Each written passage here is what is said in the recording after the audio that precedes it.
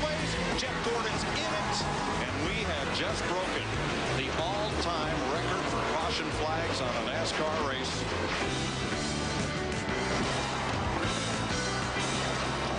There's a place in the world for the angry young man with his working class ties and his radical plans. He refuses to bend, he refuses to crawl, and he's always at home with his back to the wall. And he's proud of the scars and the battles he fought, and he's struggles and bleeds as he hangs on the cross. And he likes to be known as the angry young man. And he's not going to be able to do it, I don't think. They're side by side. Here he comes, Jimmy Johnson. He did it. 3 in a row, Jimmy Johnson.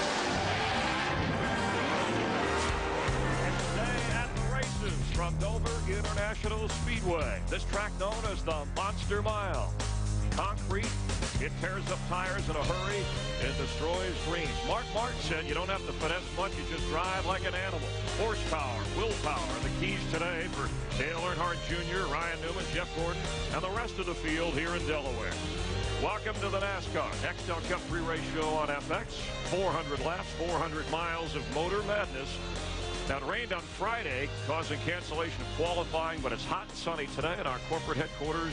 The Hollywood Hotel never looked better, overlooking the front stretch here at the track. Along with Darrell Waltrip, Jeff Hammond, Chris Myers, thanks for joining us. NASCAR on FX, where America gathers every weekend for NASCAR. All right, this is the 13th race, so it's the halfway point, the chase for the Nextel Cup. Who's on the hot seat in this race today? Well, I don't know. There's a lot of people on the hot seat. It depends on who you want to talk to. You know, they're level-gating, they're aggravating, they're agitating, they're situating. A lot of drivers are wondering what their future's going to hold. Today, though, I think I'm going to put my money on Ryan Newman. All right. Well, but the thing is right now, Darrell, when we're talking about halfway through this chase to the championship, guys like Casey Kane, Dale Earnhardt Jr., Jeff Burton, they've been looking to kind of turn their season around and get back up there in contention so they don't have to wait to that 26th race to try to get into this chase to championship. Drivers getting ready for the race here at the Monster Mile, a unique track. Jeff Hammond gets ready in a more unique way. What's going on here, Jeff? He's bobsledding. Hey, I was practicing my surf. Yeah, I was paletating. Paletating? I'll spell that yeah, later. See, just practicing. You might be able to sell that to Humpy. That looks like something you could drag around a track. Well, you said something about levigate, and I had to levigate the parking place out here for my cutaway car. That's right. He's being tortured there, I think. But this track is a tough track, right? Some guys love it, other guys hate it. Well, it's a concrete racetrack, and that in itself makes it so unique. You just go to get a piece of slick concrete, take a eraser, and rub on that piece of concrete. All the dust will just fly off.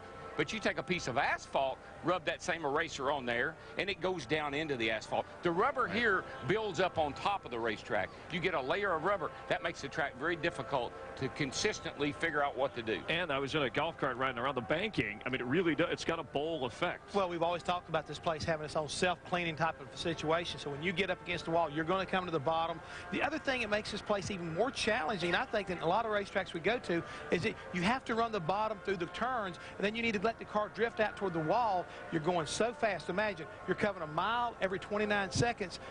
You have no place to go if your car's not working very well. So you got to have a very good handling race car. Otherwise, there's no way to get out of the way. And the other thing that happens to you, when you see an accident, because the banking in the turns and the banking on the straightaways, you lock up the brakes and you spin out. And down the hill you go. It's a hard place to even get stopped on. We'll watch the slide. What are the drivers to keep an eye on? The driver of the 19 car, Jeremy Mayfield, this week. The 36-year-old Mayfield extending his agreement to drive for Evernham Motorsports. Jeremy on the pole for both Dover races last season. He's on the point right now with our Matt Yoakum. Matt?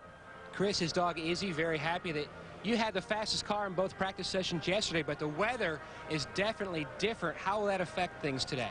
Well, it always changes a little bit. You know, the track should be a lot slicker than what it was yesterday for sure. But, you know, our Dodge dealer GAW Dodge Charger was good in both practice sessions, and we feel like we got a good handle on it. And the last race here was pretty hot like this, too. So, as you can see, it's pretty hot out here right now. So, hopefully, we'll take our notes and kind of adjust to the car all day and be there at the end. 13th in the championship standings. Last year at this time, you were 14th. Do you feel like the season, even though you're in the same points position, you are farther ahead with this team because you got into the chase at Richmond last fall? Yeah, we do, and we're closer to the top 10, you know, as far as points and stuff goes. So I feel real good about it. You know, the team has really gelled together, you know, really all year pretty much. But the last few weeks seem like we got onto something else. And my crew chief, I'm not sure how he's doing today. I think he's sick in the motorhome, but hopefully we'll still have a good day here, and hopefully he gets better pretty soon. And we'll update Sugar Labby's condition a little later on the show. 22 races since he last went to Victory Lane. He hopes to end that today. All right, thanks. That looks like me after Darrell insulted my question. No, that's close resemblance to the Myers. In the championship point standings, Jimmy Johnson has been on top 9 races now. And look, Kurt Busch, he's gone from 5th to 10th, but he's been in the top 10 for 40 consecutive weeks. He's going to the dogs, right? At least the last few. And 16 drivers currently in the chase. But look at that border. That's the cutoff. So, Darrell, Casey Kane and Dale Earnhardt Jr., they're not that far from being out of the chase for the cup. Well, and that's where the pressure is. It's not about, you know, being in the top 10 or leading the points right now. 400 points, that's what you got to pay attention to. That's those guys right there got their work cut out for them. A few more bad races, and they won't be in the chase. And you talk about bad races. You mentioned Kurt Busch. I mean, he just, like he said yesterday during our Busch segment during yesterday's show, he just wants to finish a race. He is so beat up right now. He cannot figure out what this team needs to do to get back on track just so they can go racing. And the points champion honored at a ritzy, swanky affair in Manhattan in December. All right, that's way in the future. Here's what's around the turn. It's swanky with the retirement. You're looking ahead, aren't you, dude? Of Mark Martin. Jeff Hammond caught up with the veteran. That's ahead. Also, hardest working man in television. Yeah, right. Okay, but we did send DW to talk with Jack Roush of the House of Roush to talk about his great stable of drivers. We'll go 10 laps with Dale Jarrett. And even though DEI has been MIA from victory lane, there's still front page material. We'll check in with Dale Earnhardt Jr., clear out the hype, see if his team's okay and still can stay in the championship race. And the NASCAR family, a day golfing for charity. That's all ahead, plus gas and go. Welcome back to the NASCAR Nextel Cup pre-race show here on FX at the Monster Mile, awaiting the drivers to get rolling. Our look from above from the Goodyear blimp. Glad to have you down below here watching from the Hollywood Hotel. And when the season began, the Dale Earnhardt Incorporated team had high hopes, but it's been a tough year for DEI. They have been OUT when it comes to victory lane. Before last week's race in Charlotte, Dale Jr. changed his crew chief, and then during the race, he ran into an old friend.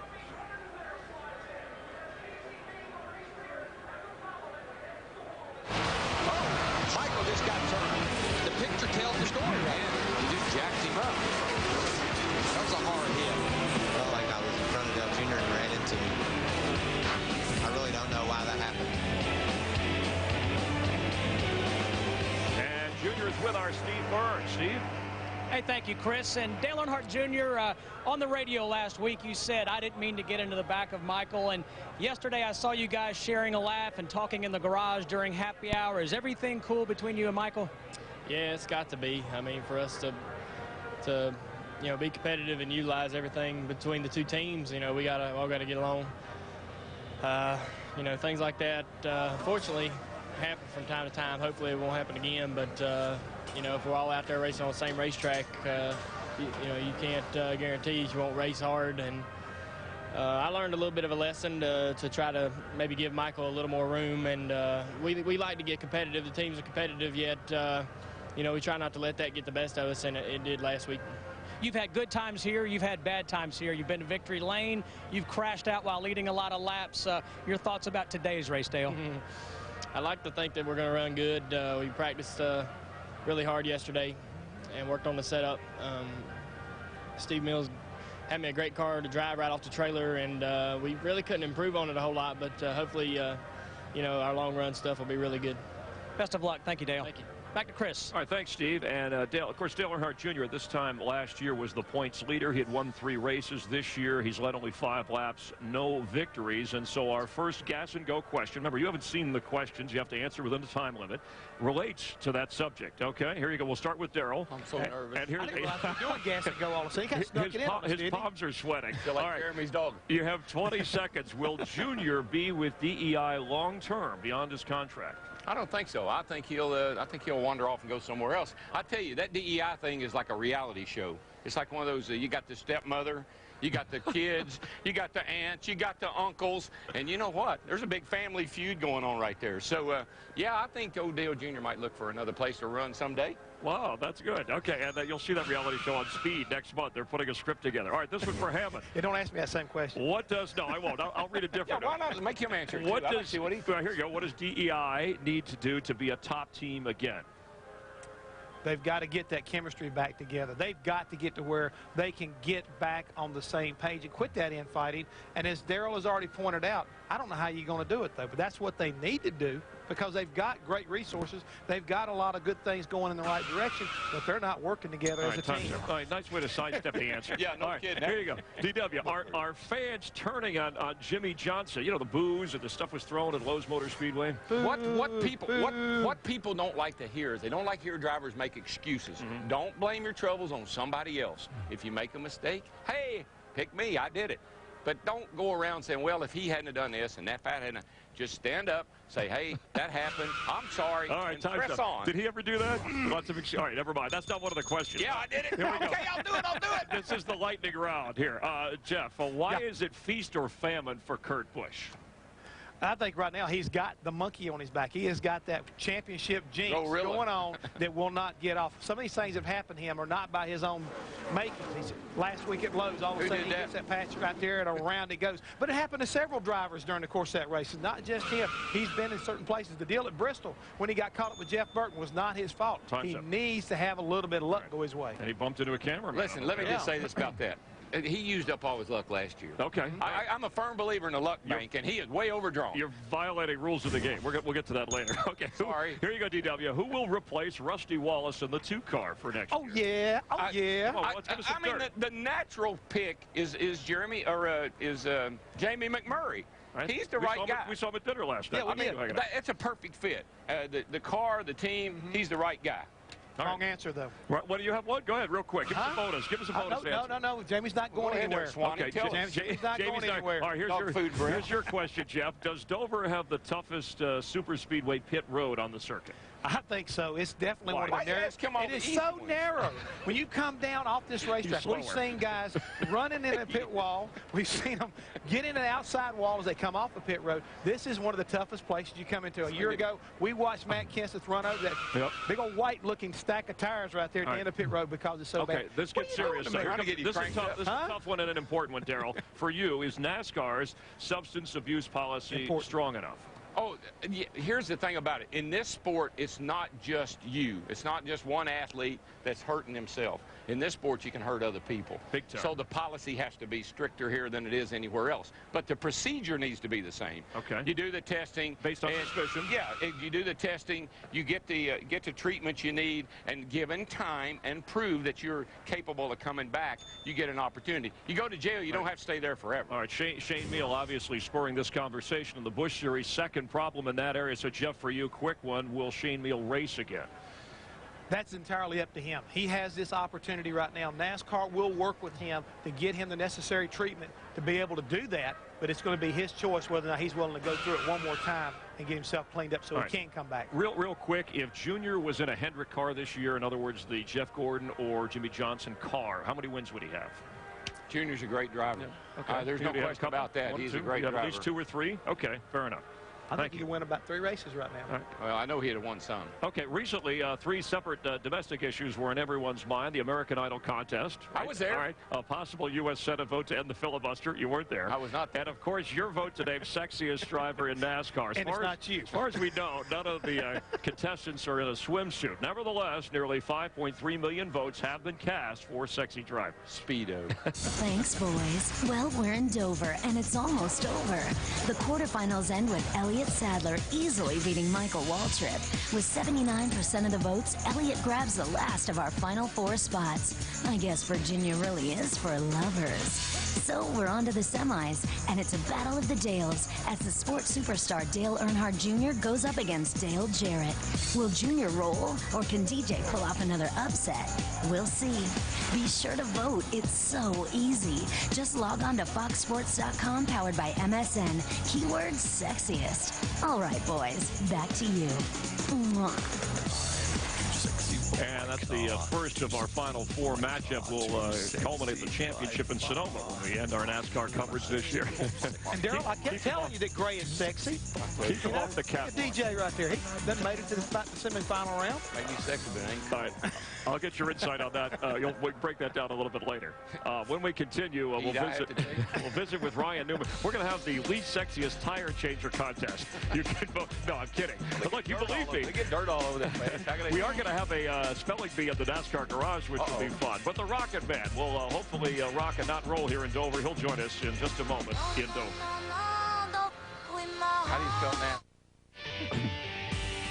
Earlier in Dover, DuPont, which is headquartered in Delaware, announced that they extended the sponsorship of Jeff Gordon in the 2014 through the 2008 season with an option for 2 additional years. This the 13th full season. They have been partners in speed. We welcome you back to our pre-race show here at the Hollywood Hotel on the Monster Mile. And how about that deal? You know, I thought about that. That's good news. Yes, I mean, anytime you can sign a deal, that's good news. But, you know, Jeff's been with them from day one.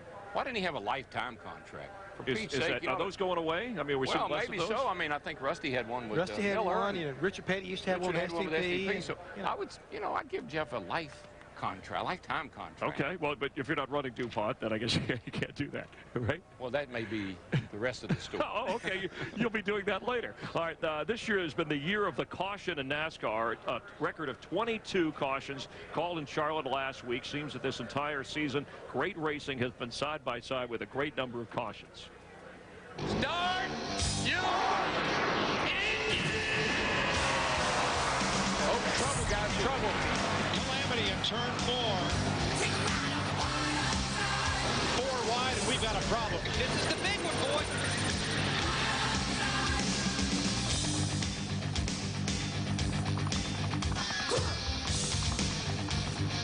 46 cautions in the first 12 races this year, more than what we had at this time last year. That is a lot. What's the reason? The reason is right now, I mean, you can relate to a lot of things, whether it's the gear rule, the new aero package, the fact that the tires are a little different. But the key thing right now, talking to a lot of drivers, and I think a lot of us have the consensus right now, is a lack of respect for one another on the racetrack. These packages that they put underneath these drivers make it a little more difficult to do, but you've got to give and take a lot more if you want to keep from having that problem. Darryl, hold on, because you've heard of coffee talk. Yes. This is caution talk. So Okay. we're going to bring in the other portion in the booth, our crew chief, Larry McReynolds, Mike Joy, the guys who you do the play-by-play with. And Do let's get your thoughts. Do we need to be concerned about this? Is this better for the sport, more exciting? Well, I'm going to spin off of something Mark Martin said at a press conference on Friday morning. He had 2 points, and I totally agree with him. I think the biggest thing, whether you have an 8-inch spoiler or a 4-inch spoiler, you can't overextend your equipment. You can only go to the capabilities of the equipment. And the other point he made, and with this point, he became my new hero. It's been way too long since drivers either had to A, pay for the wrecks, or B, fix the wrecks. And he included himself in that statement. Larry, it's the 3 R's. And, Chris, this plays into your spelling bee later on. No restraint on the part of a group of these young drivers. Out of my way, I'm in a hurry. No respect. They don't respect their equipment, wad it up and walk away, and they don't respect the other drivers. And finally, no regrets. Their whole career's out in front of them. They don't care about the wreckage they leave behind. All right, thanks for spelling that out. Mike, Larry, go ahead, Darryl. Here's the thing. Just think back to last year, at the end of last year. What did all the drivers in NASCAR say they wanted? We want cars that are hard to drive. We want cars where the driver has control. We want less aerodynamics, and we want softer tires. Fellers, you got what you asked for. All right. But doesn't the pressure of the Cup and getting into the chase for the Nextel Cup kind of tighten things, shorten things a little bit? I mean, it contributes. It all contributes. I mean, what we're talking about here is all contributing to this whole package as far as what we're seeing. But the end deal is we talk about these extra cautions. I mean, 63 more cars have been torn up this year than last year. That means almost $12 million worth of equipment. And I don't think these owners are real happy about that. No, you can't be. And a lot of it does have to do with the drivers. Okay. I mean, the drivers are very aggressive, but they're young. Yeah. There's a lot of young drivers with fast cars. They do not have the experience that the older drivers have. Let's go back to something that we used to do with the older drivers. This is a thing.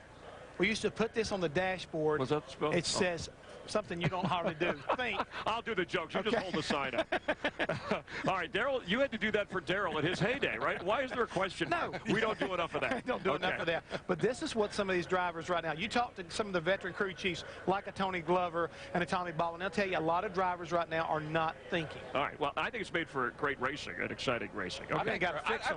I think their helmets are too tight. Before arriving at Dover, Delaware, the NASCAR community stopped off in Wilmington to give of themselves at a great cause. The Autism Society of America's Delaware chapter held a charity golf event to support the drive for autism research. Over $250,000 raised. The outing featured members of the Philadelphia Eagles, celebrity drivers, many celebrity Fox broadcasters, and for all the participants helping others par for the course.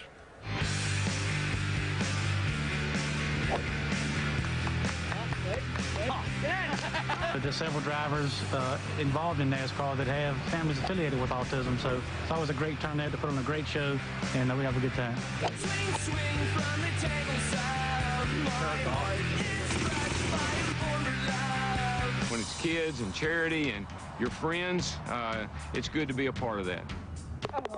I'm deadly with a putter. I'm a huge NASCAR fan, so I get a little giddy out here myself. I've become a huge Elliott Sadler fan. He's having a great season. Go, Elliott, you know. But my wife's family, they have a child that has autism. I just feel that, you know, anything you can go out for a cause and use your name to try to help generate more money is a great opportunity. When you put on an event as big as this one is to raise $250,000 for autism research, a lot of people come run it. No, this is Dr. Dick Bergman's hat. One like him, I'm kind of copying him today. We're playing military golf, left, right, left, right. I've been trying to do my Tiger Woods deal, but I can only get it to do it one time. Oh! Is that how you hold it, like this? This is my Tiger Woods impersonation. Hey, y'all, watch what I can do. When you look around and you see the amount of people that came out today to help support this cause, you know, you don't get this many Cup drivers out for a lot of things. Each year it gets bigger, it gets better, and to me, when I leave here, I feel like, man, this has not just been a fun day, it's been a rewarding day. How come our golf doesn't get any better? Well, it's just some things we just can't do much about. Steve Bird's looking like a pro there in his golf outfit, and this car especially made for the event, and those who donate and contribute, it helps the cause, right, Jeff? What's the matter, Jeff? What you gonna do? Now what am I going to do? Yeah, now what you gonna do? I'm going to get me some golfing lessons. I mean, hey. It was a good day, though. Yeah, it was a great day. That little really model car, that's for autism. That's a cool piece. When we continue here from Dover at the Hollywood Hotel on FX, Ryan Newman will check in with us live from the track. There's kicker David Akers back there, ready to take in some racing. 400 miles. Hey, Dave, say hi. Thanks. We'll be right back. Stay with us. You got a scanner, Dave?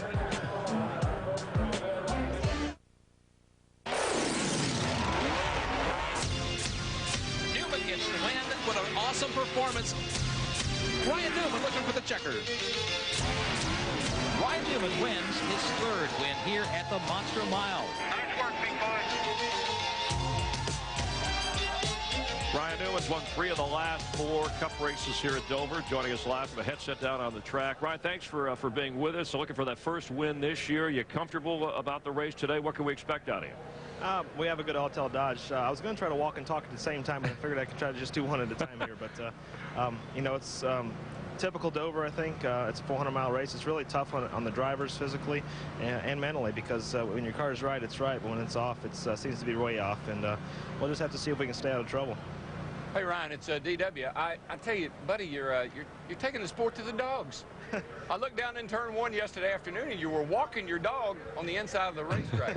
What's up with all the dogs? We had the Humane Society of the United States over doing a little personal service, deal with, you know, just give a little awareness out to pet overpopulation in the United States as well as in North Carolina, and just a little cool deal for us to be able to do. NASCAR, got to thank NASCAR for giving us the opportunity to go down there and take Mopar, our dog, out to walk him around a little bit. Ryan, your record kind of speaks for itself. You like racing here, it seems like. What about Dover is so special about, you know, to you? The team as a whole is just we've always clicked here. From our first Busch test back in 2001, you know, carrying on into the Cup Series, just I like the racetrack. It's a lot of fun to drive, and just as a whole, our team has performed well here. And you've been the king of the pole, capturing that, equating it to winning a race. Is there anything you and Matt Moreland, your crew chief, have gone over to try to figure out how to help you after you do one to do the other? Well, Mother Nature took qualifying away from us this weekend, but you know, starting 4th, it's still a good spot, and being 4th in points gave us a good opportunity on pit selection because this is one of the hardest pit roads in the series. So, you know, we're just going to try to get the 400 miles under our belt, and you know, if it's a race like this race last year, we're all in trouble. But if it's like last fall, then we should have a lot of fun. All right, I know it's hot and warm, so stay cool today. Good luck. Thanks for being with us, Ryan. Yeah, and Ryan, good job on the dog thing. I'm a big pet lover myself. Thanks, Daryl. Yeah, you got along with Jeff all these years, right? How'd you do that? Will you take Jeff out for a walk sometime? So Ryan, you know, fourth in points. He's positioned himself nicely. Just what you said at the start of the broadcast, Daryl, about it's not so much, you know, just staying in that chase and then getting it right for when it really counts. I just know that if he ever gets that deal figured out where they consistently finish races, he's going to be a contender for the championship right to the end this year. I feel it. Some of the drivers, we saw Kyle Busch, who again won a truck race, winning last night here in Dover in the truck race. Now, on Friday, Mark Martin announced he is planning to drive full-time next season in the Craftsman Truck Series. This is Martin's final campaign in a Cup car, and though he's yet to win the point championship, the 46-year-old native of Batesville, Arkansas, is second to none when it comes to being a great driver and a good guy. There's things in life that I haven't been able to do because of my commitment to this level of racing. I'm pretty aggressive when we're at the racetrack. I have other things that I want to do all the things that I've done. It's just amazing. For a kid from Arkansas, it's all this year. It is all this year. I mean, I'll do anything. I'm going to do it all. Everybody's looking and saying, why is Mark Martin retiring? I mean, the cat can still get the job done. Well, there's a lot of reasons why now is the right time. And I think the biggest thing, Jeff, is that I've put racing first in my life for 30 years. I'm excited about changing my priorities around a little bit, putting family first and having fun right behind that.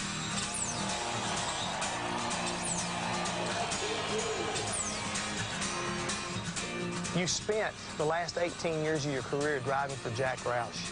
But have you ever, during that entire period, looked over and said, man, I wish I was driving for the other guy? I'm more proud that Jack Roush would be standing beside me in anything I did at any time than I would to have that trophy standing by me for a championship. It means more to me. I never wanted to disappoint my father, and it would break me in half when I did. And I feel the same way about Jack Roush. And that's one of the reasons why I haven't gone into great detail with Jack about why, you know, this is the right time for me to get out of Nextel Cup racing, because he regrets it so much that I know that whether it's true or not, I feel like I'm disappointing him. But what will you do when you get out of Nextel Cup? Oh, I'll drive his truck. You'll drive his truck? Oh, I'll drive his truck. We're working on that real hard right now, and I'm real excited about opening up a new chapter. You and Rusty Wallace have raced against each other basically since the beginning of y'all's career. Now you both announce at the same time that you're going to do something different. You have to remember, we have raced since 1977, tooth and nail, like dogs, fighting for the same little piece of turf, and we've never once had a problem. I mean, he and I have been really strong competitors, but enormous in the respect that we have for one another and friends all those years. And I think that it's kind of cool that we're getting out of Nextel Cup at the same time. I know you've been asked this question 100 times, but is it going to bother you with all that success right there if you're not able to capture this championship at the end of the year? I'm very proud and honored for the things that I've accomplished and what I've done, and not the least bit sour about what I haven't accomplished in my career. To race fast cars and work with brilliant people and do all the things that I've done, that'll be there forever. I just can't comprehend what it is that I've accomplished. An important part of the sport. Jeff, how about the future of the ride in the 6 car? Who's going to take over for Mark Martin?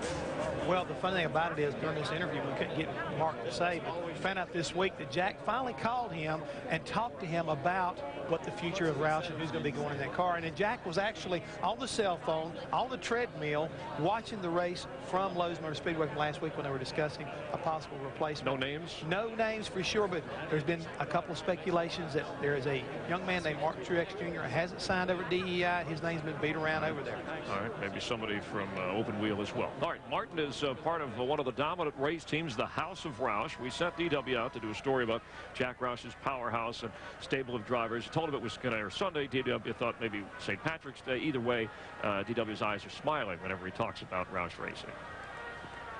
You know, it seems like every year, one of the Roush teams gets all the breaks. They have all the luck, while the others, they struggle a little bit. So I've come up with a theory. It's a little theory I call, are you ready for this? The luck of the iRoush. Get it? iRoush? Work with me here, folks. Now, I know Wheaties is the breakfast of champions, but I believe that Matt Kenseth was eating a lot of Lucky Charms. Look at that, wreck's happening all around him. And most of the time, look at that, he comes out clean. And even when it's bad, it turns out good. I remember Sonoma. Matt got a flat tire. Where does he have the tire? At the entrance of pit road. You talk about lucky. Now, how about 04? As the 17's tide turned, and he found trouble almost as easily as his teammate Greg Biffle, Kurt Busch turned over a new leaf, a 4-leaf clover. Now, he came back from several early problems for top 10 finishes, but nothing compares to the last race of the season in Homestead. On lap 49, the 97 loses a wheel. It's over, right? There goes the championship out the window, right? Wrong. Things finally go his way, and he comes back for a 5th place finish, and he wins the closest championship race in NASCAR history. I don't think his dadgum car was running on tires. I think it was running on rabbit's feet. And now look what's going on this year. I mean, Kenseth's bad luck could very well keep him out of the chase for the championship. You know, sometimes I'm not sure if his number is 17 or 13. And just think about it. If it wasn't for Kurt Busch rolling snake eyes in a couple of races this year, he'd be on top of the standings. So it looks like Greg Biffle is carrying the old proverbial horseshoe this year. Biffle gets the free pass at Daytona, and Ryan Newman hands him one at Darlington. The question is, will it last? Will he get the pot of gold at the end of the rainbow? We'll see. Ooh. The voodoo doctor, DW. You took a while to put all that together. Been working on that for 3 weeks. I'd say you a little bit at a time. And later you'll predict a winner. Yeah. Oh, yeah. You don't know. You don't want to know what I saw down in that hall. You see a lot of things. All right, thanks. Do you feel lucky, Punk? Go ahead, make my day. That's right. This week, America crowned a new champion of the National Spelling Bee. The winner was asked to spell the word appoggiatura. I'll tell you what it means. I was inspired, and I wandered into the garage area for NASCAR's version of spelling bee. It's our race day spelling bee. Can you spell? We'll start out with some easy ones. Can you spell wedge? W-E-D-G-E. Very good. How can you spell fuel? F-U-L-E. Can you spell crankshaft? C-R-A-N-K-S-H-A-F-T. All right, very good. How about can you spell Ganassi? G-A-N-A, where's the truck? How about Zipadelli? No, I'll leave that alone. Greg Zippa, you're not even going to try that one, huh? Zipadelli. Go to my sheet here. You have one? No, wait a minute. It's funny because most people do spell it wrong, but it's 2 L's or 1 L? It's 1 P, 2 L's. Oh, okay. C-I-P-A-D-E-L-L-I. How about quaffle? Hold on. Oh, look at this. Hey, you prepared for this. Nemechek, as in Joe Nemechek. Just the last name. Can you have Harvick use it in a sentence? I'll go to you. Can you spell Nemechek? N-E-M. Check. Can you spell Nemechek? Oh, I doubt it. You want to give it a shot? Yeah, N-I-E-M-C-H-A, I guess. All right, I would say retreat on that one, officer. Okay. By the way, appoggiatura is embellishing a note, usually a step above or below the note that it precedes. That's what I do when I go to the bank. Can I embellish this note? That's a deposit. All right, these are some of the guys that you'll see racing today, including the pole sitter and the points leader. We're going to talk with Jimmy Johnson, and there's a lot more fun ahead, I promise, on FX from Dover. Thanks for hanging around. Welcome back. A warm, sunny day here in Dover, Delaware. Tomorrow, June 6th, the 61st anniversary of D-Day, when our brave soldiers helped liberate Europe from tyranny. The armed forces always well represented on the cars and in the hearts of NASCAR's competitors and fans. We salute our armed forces watching this program around the world. As we get ready for the race, we said that it was warm and sunny here, so much hotter than it's been for these guys. How will that affect already the Monster Mile? Pressure. A lot of pressure. Okay. Tire pressure. Tire pressure. Tire pressure. Hot. The ambient temperature's up. Track temperature's going to be up. You use the word ambient. Sliding. Don't spell that. Sliding. No, that's okay. H-O-T. All right, so crew chief's point of view? Point of view right now is what I've seen earlier today. A lot of guys making changes to their race cars. A lot of shocks being changed. thinking about the racetrack's going to get hotter and slicker. It's going to be hard to get grip on this racetrack and try to get that car to turn in the middle of the corner when you want it to. We just heard the crowd cheering on Dale Earnhardt Jr. Despite no wins, he always gets the cheers. Yeah, he does. And, of course, some people have been asking me, well, what did Michael say about what happened last week? Michael doesn't talk to me about family matters.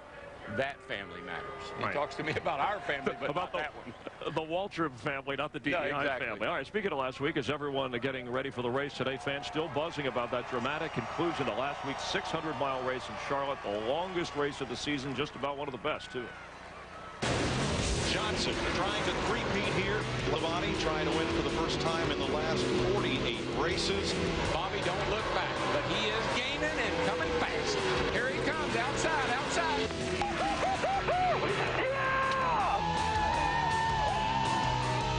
Steve Burns isn't booing. He's standing by with Jimmy Johnson. Steve? Yeah, thank you very much, Chris. Jimmy and Jeff Gordon getting ready for today's race. And, Jimmy, we just saw the amazing last lap there at Charlotte. Now, you won both races here in 2002. Is momentum a real thing for this 48 team here off of last week? I think so. I mean, momentum's always a good thing to have on your side, and it does carry over. I mean, you can't really quantify it or understand it, but there usually is something that's carried off of a win. And we've had a great race so far. I mean, a great weekend. Had a great qualifying lap, got it on the pole. So it's been... yeah, great qualifying. Are you paying attention? I am. I can see that. No, it's just been a great practice, great car. Chad and the guys working good, and I've just got to figure out how to get back around this place. I had it figured out in my rookie year, and you can really overdrive the car, make it tight one lap, underdrive it, make it loose the next. You just got to find that perfect rhythm to get around this racetrack, and hopefully we have it today. Actually, I was listening, Jimmy. The producer was saying, hey, grab Jeff Gordon while he's here. Jeff, you've been great at this racetrack. Jimmy has too. Your thoughts about today's race? Well, it's a lot hotter than it was yesterday, so you know, I'm sure everybody's saying that same thing, but the track's definitely going to lose a little bit of grip, but I'm excited about it. We just signed a new contract with DuPont for another 3 years, or hopefully even more than that, and now we're going to go out there and try to give them a good show. Congratulations on the contract, and we throw it to Matt Yoakum. The guy who nearly won last week was Bobby Labonte. What did that great run do for you and this team for confidence and momentum? Well, I mean, it was a great finish for us. You know, we struggled throughout the afternoon and the evening part, and you know, once we got our car handled a little bit better, we got better and got some track position out of it. You know, still to come home second was a good shot in the arm for all the interstate battery guys, and you know, just wish we can propel that onto here and then make it good here too. But starting 24th, our car wasn't quite as good yesterday in practice, so hopefully we can find some of that magic we've lost here the past few races and pick it back up and see if we can't come home in victory lane today. And Chris, starting in the mid-90s, Bobby Labonte had a great magic here at Dover. 12-race stretch run, only one finish out of the top 10, and he was leading when he was crashed out in that 1997 race. All right, thanks. I want to get your thoughts on the finish, but the breed of driver today, as we heard some boos in the background with Jeff Gordon, Jimmy Johnson being... Yeah, I mean, in my era, you know, you had Iron Head, and you had Rubber Head, and you had Jaws, and now you've got Idiot, Moron, Butthead, Jerk. Yeah, well, it's a different, maybe that's because of the video games. I mean, well, I don't know. Guys are not very creative, they are. They are, but it's amazing how, you know, and they're accosting each other. We got in fights. These guys accost each other. Oh, you just learned that word. That's why you're excited about it. How about with the boos? Jeff, when you were the crew chief for Dale, nobody likes hearing boos, okay? I don't care who you are. And you know, you have to focus and drive.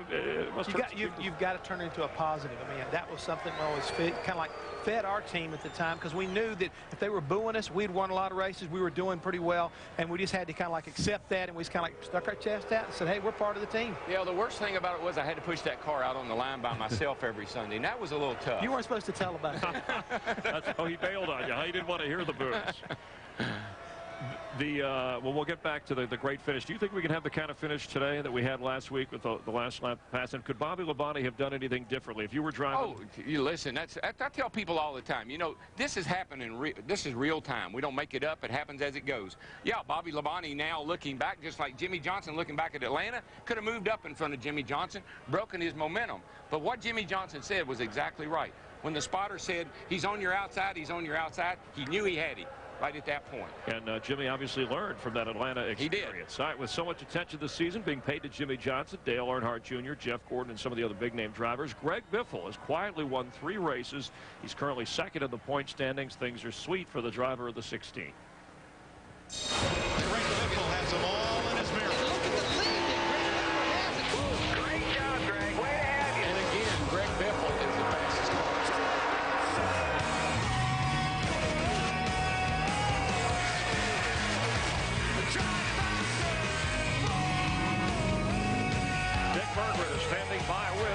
careful, Nick. And the Bip is having a career year for sure. He is second in points, led more laps than anybody else. 18% of all the laps run this year, this guy has led. He has won 3 times already this year. And today he's got his best starting position ever for a Cup race at Dover. How much is that going to help you? It's going to help a lot. I'll tell you what, you know, we had a good car, we think, for qualifying, but it got rained out, and, you know, we start second. So hopefully I can add to my lap total of leading laps. But there's some fast cars in the field today, but we feel really good about the National Guard car. I can't believe all the support up here in Dover from all the soldiers, and just excited about being where we're at. We're having a great year, and I'm having a lot of fun racing this series. And you also have a good pit position. How important will that be? Very important. You know, we saw that yesterday in the Busch race. Getting in and out of the pits here is tough, and it's a little bit narrower than what we've been racing at. And you got an outside wall, no grass here like Charlotte. So try and keep all the fenders on it today and see what we can do. All right, good luck for you. This guy is running so well that even in the Busch series, he is 7th in points despite missing 2 of those events, Chris. Yeah, thanks, Dick. He was 21st in points at this time last year. Darrell, you did the Jack Roush story. He's part of the Roush success. His turn. He is what I say all the time. He's a wheel man. This package, this small spoiler, soft tires, fell right in his lap. He likes to drive a car slideways, and he's good at it as anybody I've seen. Slideways. But he brings up a very valid point. You've got to be careful getting on off this pit road today. It can bite the best of them. It did Matt Kenseth here. You've got to be careful. It will get you in trouble. Yeah, because the commit line is really early. It's off. It's back here in the middle of 3 and 4, really. So the veterans are maybe a little more aware of that. Dale Jarrett, one of those veterans, has won here in Dover before, had a top 5 finish yesterday in the Busch race. He's yet to win a race this year.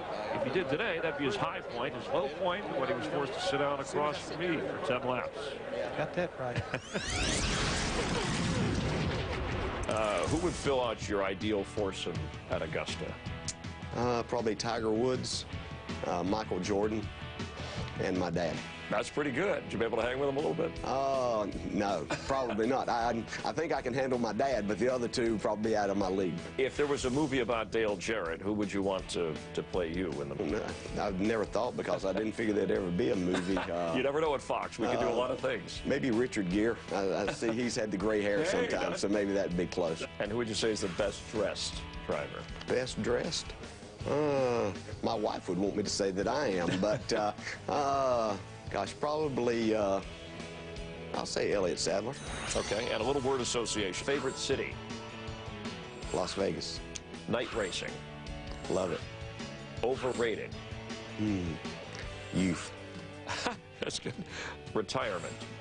Down the road. Drafting? More fun than you can explain. And sponsor?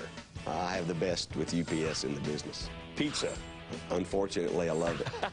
Good. That's fun. And, of course, one of the veterans, Jared would be in the points, the chase for the Cup right now, angling for position. You talked about the new breed of drivers. Some of the veterans have been able to hang around with the young guys. Here's what veterans know. You don't race people that can't beat you. You let them beat themselves. And that's something that a veteran driver knows, and he knows the ones that they're going to do it to themselves. And today at this place right here is when you really need to be doing that, because this is the type of situation here. Coming up off these turns, if you don't give and take, it'll get you. Yeah, that's the key, give and take. Robbie Gordon, the Baja 500 winner, the four-wheel overall score trophy truck winner, and so rush from there, he'll be racing here. He'll be racing here. He might be a little bit on the tired side, but he will be definitely here going after him today. Think there'll be any carryover from the Harvick-Kyle Busch incident of the Busch race, where one guy said he's trying to murder me, the other guy said there's more car there than talent? I think every driver has the Jimmy Spencer mentality. They never forget. And we'll be watching and remembering the race coming your way. Darrell, enjoy your time at the booth today. We'll be listening to Larry, great day. Larry Mack and Mike. Can Tony Stewart win his first race of the year? Oh, and same for Dale Earnhardt Jr. Stick around. We'll count you down at the start of the race here in Dover on FX. Delaware is the first state. Here in Dover, the Declaration of Independence was read to the inhabitants in 1776, and the U.S. Constitution first adopted on the city green here in 1787. Today, Dover is the first state for American motorsports fans, as the largest sporting event crowd in the history of this small state have jammed around the Monster Mile to see these drivers tackle its concrete canyons for 400 miles. Restraint, respect, maybe a little regret, And one driver will roll into victory lane at the end of 400 miles. This is the calm. The storm begins when they fire those 43 engines. And we'll get things kicked off with today's opening ceremonies.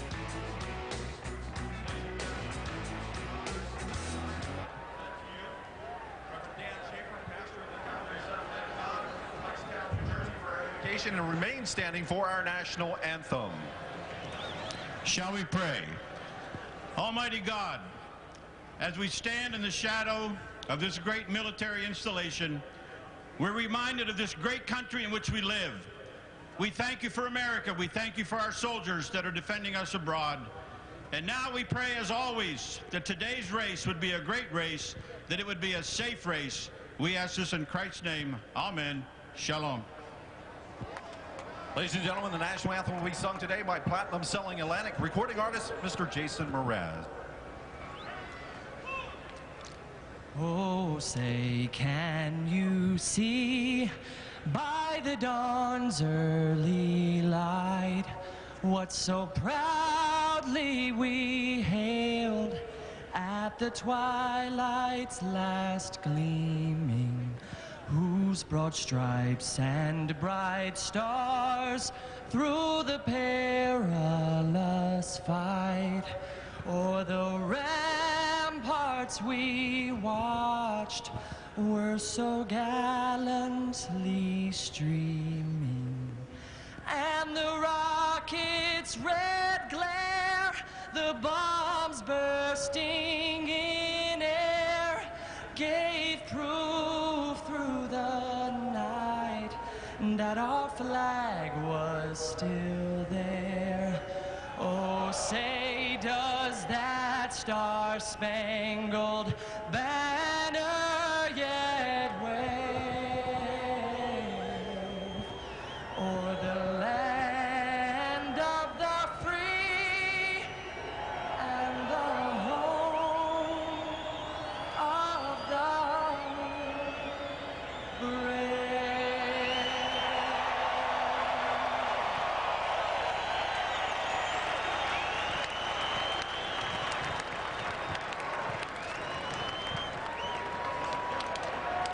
As you watch that sun-drenched crowd, something new today that we've not seen much of in this Nextel Cup season is the heat. 87 degrees, the expected temperature today.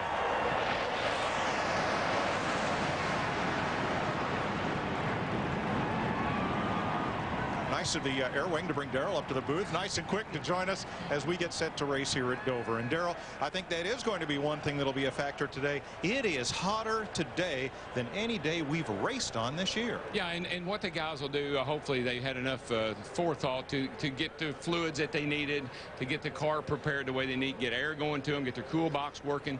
Drivers today have got a lot of things that will help them get through a hot afternoon like this. The one thing they don't have, though, is the prediction of what the track's going to do. And, Larry, that's going to be hotter, too. Well, yeah, it's heat and it's concrete, and that's the question. Not just what's the track going to do, but how you're going to keep that driver from just burning the right front tire off his car all day. Well, and that's a challenge because, like Jeff Hammond talked in the pre-race, this is a 1-mile racetrack. They're running around here in 24, 25 seconds, and it's known for some long green runs. Now, there was a lot of guys that were happy with their car yesterday, but you know what? It was only in the high 60s, low 70s. Today, they're predicting in the mid 80s. There was a lot of scrambling in that garage area this morning trying to make adjustments to those race cars to compensate for how hard these drivers are going to be driving these cars in this 400-lap race. But, Darrell, I'm going to steal a quote from you that you told your two guys yesterday before that truck race.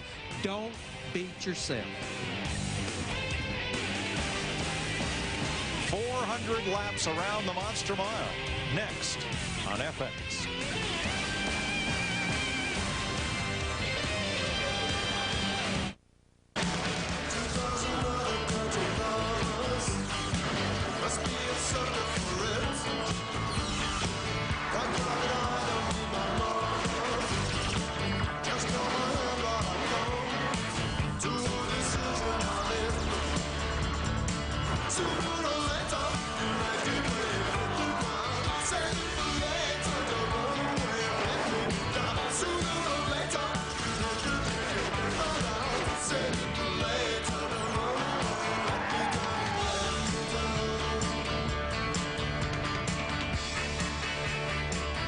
Two-time Dover Spring Race winner Bobby Allison is about to give the command, and these fans, over 100,000 of them, they're ready.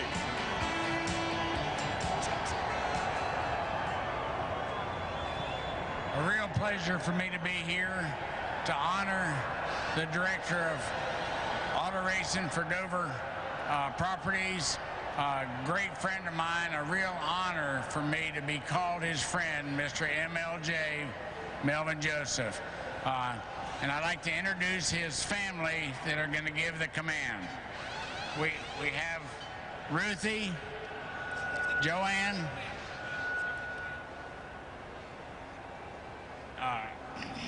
Jenny, Mel, Landy, Kenny, Kirk, Chris, and Jennifer, who will give the command. Gentlemen, start your engines!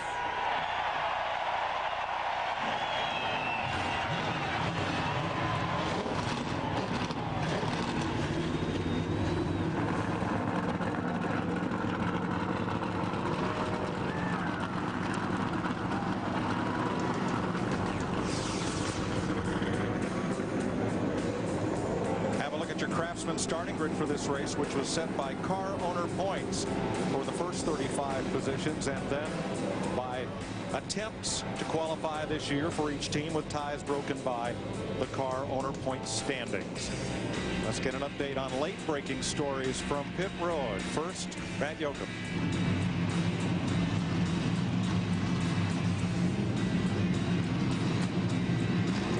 One of the Dodge boys to keep in mind today is Casey Kane. Now, he led here 1 year ago with 19 laps to go before he crashed in someone else's oil. Tommy Baldwin, the crew chief, told me they built a lot of adjustability into this car today. So you've already heard that Jeremy Mayfield expects to be up front. Expect to see Casey Kane up front as well. And Jeremy Mayfield did have the fastest car in both practices, but I talked to his crew chief, Slugger Labby, this morning. He is not atop the pit box. He's lost 12 pounds in 1 week. He has Rocky Mountain spotted fever. He is laying down inside his motor coach. Kenny Francis will make the calls atop the pit box today. Dick? Well, 20-year-old Kyle Busch has momentum on his side. A couple of weeks ago at Lowe's Motor Speedway, he won a truck race. Then at Lowe's, he won a Busch race. And last night here at Dover, they had a Craftsman Trucks race, and he won that as well. He looked like he might have won the Coca-Cola 600 last week at Lowe's, running well until the motor went south. He desperately wants to win a cup race, has finished as high as second, and says he's got room on his floor for a cup trophy. He's won so many this year, he's out of shelf space. Mike? Thanks, Dick. Ready to race in Dover, Delaware. Look at the banking on that straightaway. 9 degrees there, 24 degrees in the turns. Here, almost more than Bristol. It's like racing inside a big cereal bowl. And today, we're going to do it for 400 miles.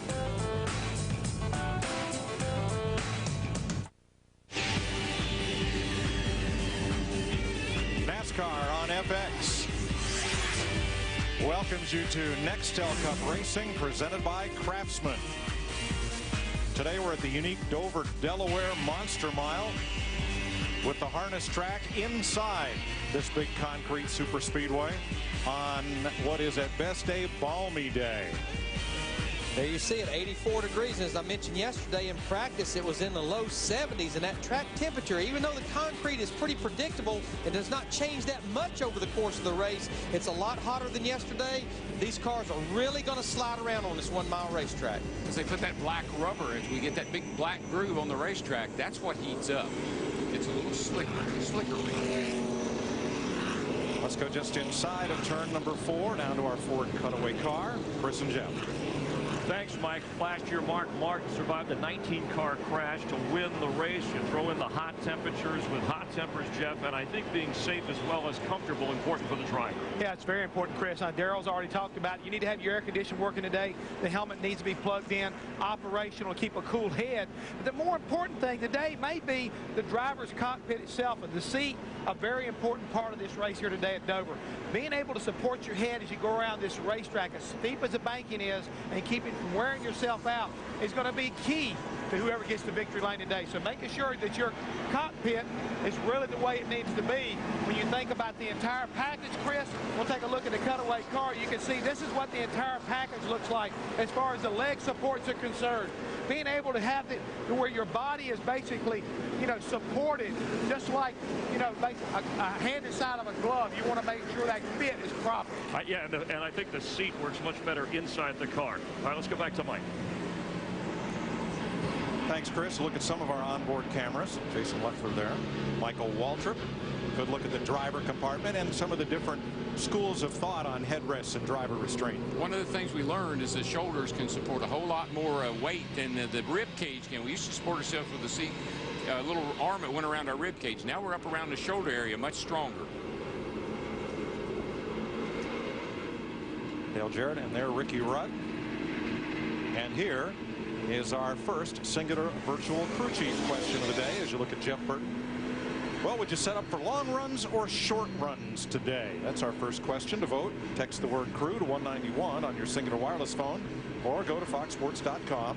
You'll also be entered for a chance to drive away in your own Singular number 31. Give me a couple of laps here and I'll tell you. We usually find out right away what kind of race we're going to have. The field set by points, and per the rule book, only 2 drivers missed the show. Kirk Shelmerdine and Mike Skinner were the 2 entrants with the least number of attempts to race this season. And going to the back will be Robbie Gordon because he did not practice the car, even though qualifying was washed out. Mark Truex practiced the car. Robbie got here this morning, so he will have to start in the rear. And Casey Mears will have to go to the rear of the field as well. Changed engines yesterday in the middle of the second practice. There you see 400 laps, 400 miles, pit road speed, 35 miles per hour. That pit window for fuel, 85 to 95 laps, is the guys in the pre-race talked about one of the most dangerous, treacherous pit roads, getting on and doing your pit stop and getting off of on the whole circuit.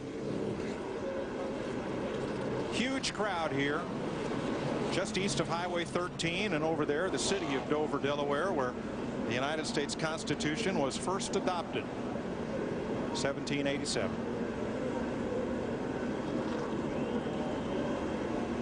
There's Dave Algina, buddy of ours, done a lot for MBNA Motorsports, has retired now, and he's going to be really, really missed in the motorsports department.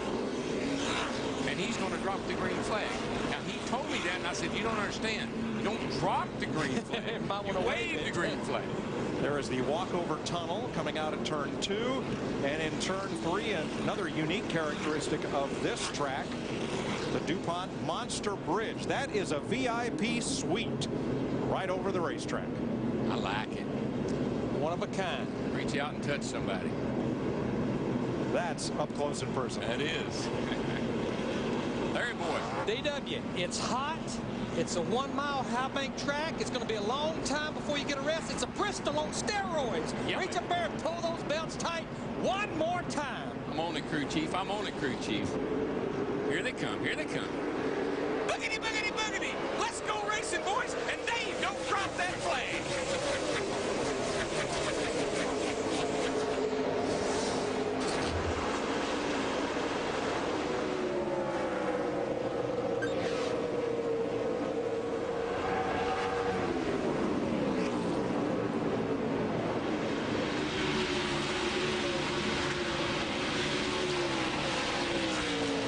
Clean start. Jimmy Johnson gets those 5 bonus points for leading the lap here on lap 1.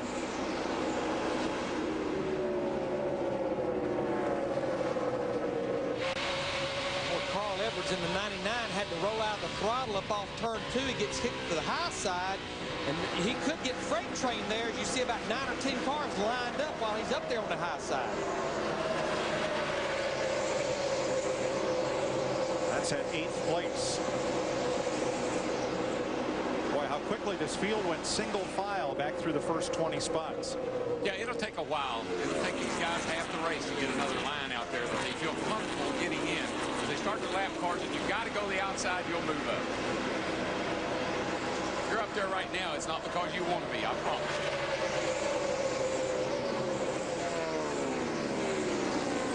talked about Carl Edwards in the 99 get kicked to the high side. You see Dale Earnhardt Jr. in the 8 car. He can't get to the bottom. And I was noticing also Casey Kane in the 9 was in the same position.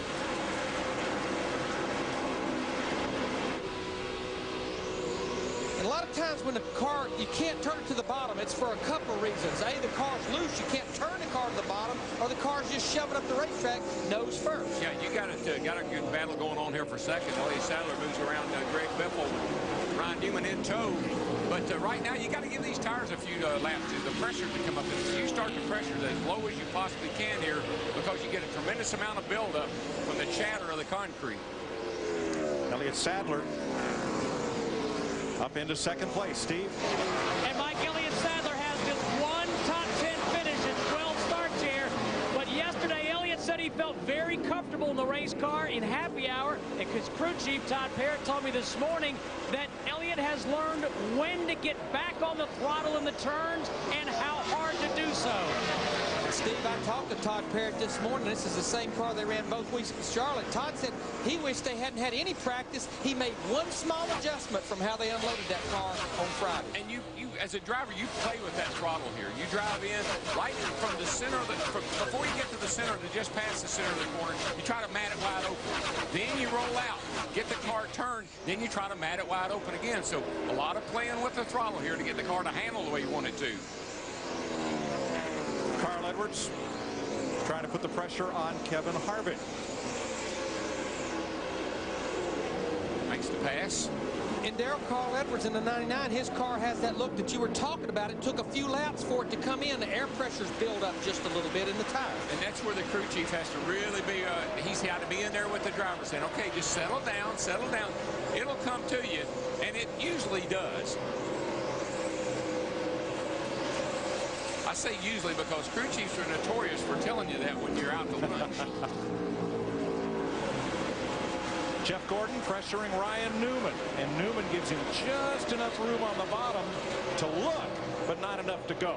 Boy, I tell you, coming off of turn 2 and turn 4, alongside of somebody is the most treacherous part of this racetrack. You get a little push, you get a little loose, and you slam into the guy on the outside. Everybody's got to work together. Mark Martin working Jeremy Mayfield. This is for 12th. Mark Martin will be one of the front runners before this day is over.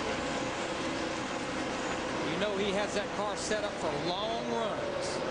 And it's comfortable. I guarantee you, driving Mark Martin's car, you would enjoy it. I think any of you who voted for short runs on our singular question are still watching last Sunday night's race. No, they've been watching all the races this year. Right.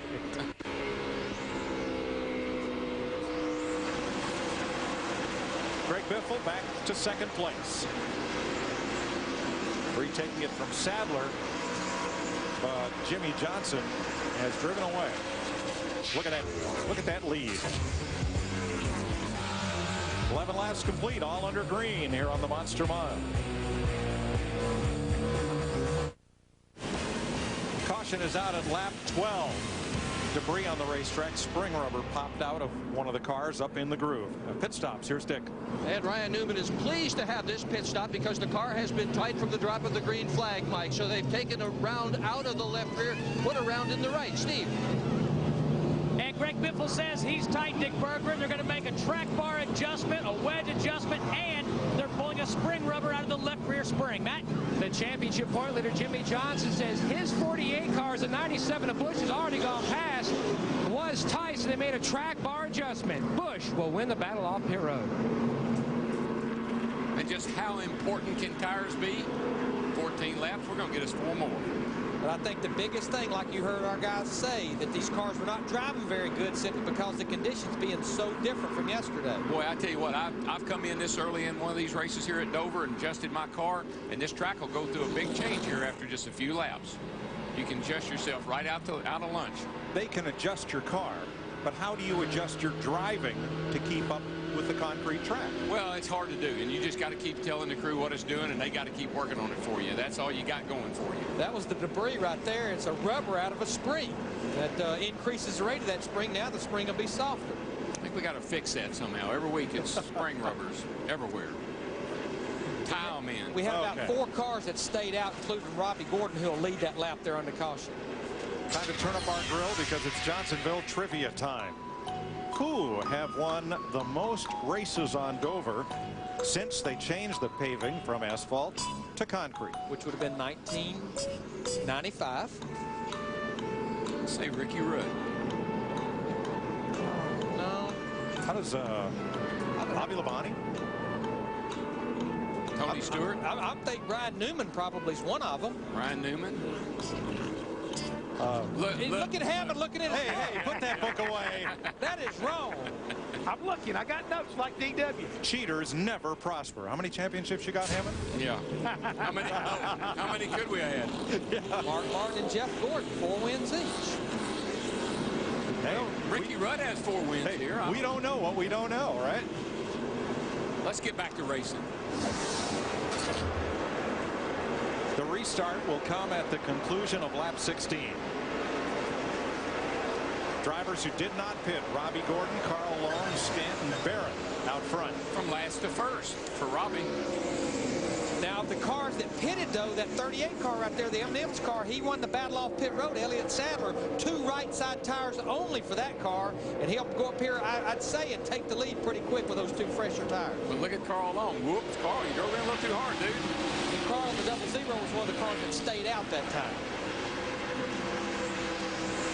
Now, good move for Robbie Gordon. He hasn't had any practice. This is the first laps he's gotten here on open track because he came here straight from Baja. I tell you what, based on what I've seen here and all the last few weeks, being out front is the place to be. Clean air and no danger. Based on the Busch race and the Craftsman Truck Series race yesterday, that definitely out front is the way to be. Kurt Busch riding in 3rd. Matt?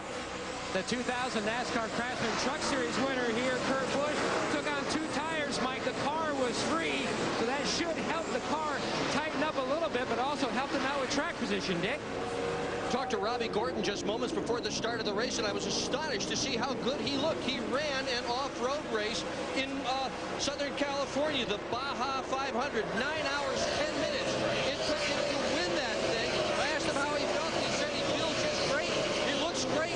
Boy, 500 miles off-road, but he said it could have been worse. Could have been 1,000. I think Robbie will have a pretty good day, and I tell you why. Martin Truex drove that car for him. I'm sure that Martin had the car set up. He won, you know, he had a great car in the Busch race. I believe that Robbie's going to be in good shape today. And he seems to be getting better. His team does. Much better. Robbie Gordon, our leader, at 30 laps from Elliott Sadler, Kurt Busch, and Jeff Gordon, who has climbed right to Busch's bumper and moves inside looking in turn 3 for a hole that didn't open till just now. Now, Jeff Gordon, the 24 car, he took 4 tires. Kurt Busch, the 97 car, took 2 right sides, just like Elliott Sadler, as well as Jeremy Mayfield. And I swear, I think I see the same thing happen to that 24. I've seen a number of times. It looks like it's really, really fast on 4 brand new tires, but it looks like it drops off quite a bit to me. These guys battle for 3rd, even though Elliott Sadler looks like he's about to take over Robbie Gordon, take over the top spot. Pretty impressed with that 7 car, changing those 2 right side tires. This is good medicine for this race team. They've missed shows. They've not been leading laps. Regardless of how they inherited the lead, this is a good move. Well, you know, Elliott's been running. Elliott runs this joint pretty darn good. He's been running at the end of all the races, all 12 races he's been in here. So he knows how to get around here. And he's got the lead. Sadler from Virginia to the front spot. But, Mike, I think the reason that's a good move for Robbie Gordon is the fact that, yeah, he may lose some positions, but remember, like you said, he started dead last.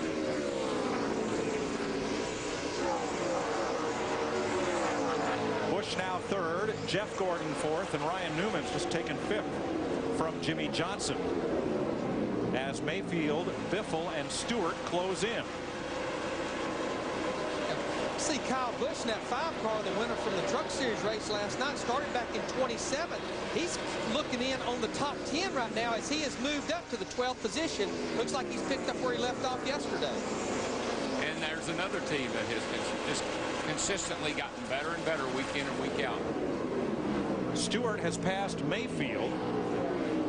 He's in that line that's headed up. Whoa, Newman. Then Johnson, then Biffle, Stewart, and Mayfield.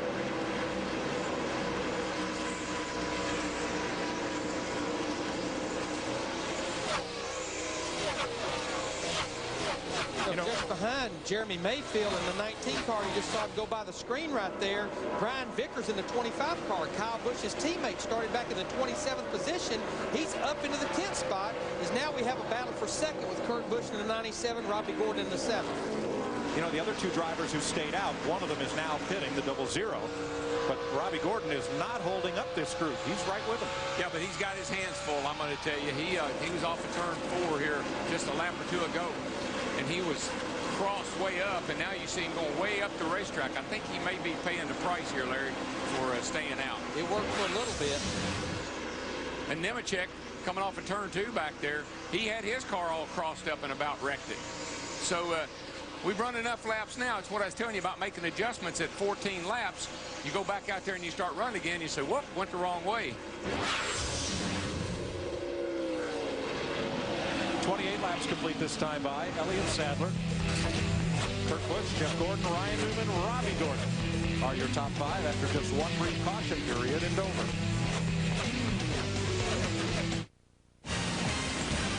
33 laps complete in Dover, Delaware. Elliott Sadler leading Kurt Busch by 1.1 seconds. There is the concrete monster. You can buy your own replica at the Speedway's website. What's the guy that did Monster Mash? Boris Pickett. Yeah, Boris Pickett. The Monster Mash. Somebody will do it today. Caution is out once again for debris. It was a spring rubber at lap 11, and here at lap 34, another piece of debris on the track has put us under yellow. There it is. Piece of sheet metal. What the more notable is that caution will really benefit. We talked about it a while ago. Joe Nemechek in the 01 was really sliding backwards, not that far from being lapped by leader Elliott Sadler. Well, Joe got off to turn 2 over there a while ago, guys, and he just about wrecked that car, and it really, he was backing up big time. So maybe he has a problem, or maybe just made a bad adjustment. Both Robbie Gordon and Jeff Gordon were among those backing up at the end of that green run. Well, Jeff Hammond, based on the first caution that came on lap 11, I would have to say we'll see these leaders back on pit road again. We know we're going to see Robbie Gordon, but again, this is where Robbie Gordon benefited from staying out a while ago. He's going to benefit if most of the guys come down pit road, Larry, and I think you're going to see a lot of them doing that, because I don't think everybody's happy with their race car right now. Watching the way the guys are getting in and out of the corners right now, there's still a lot of ill-handled race cars out there.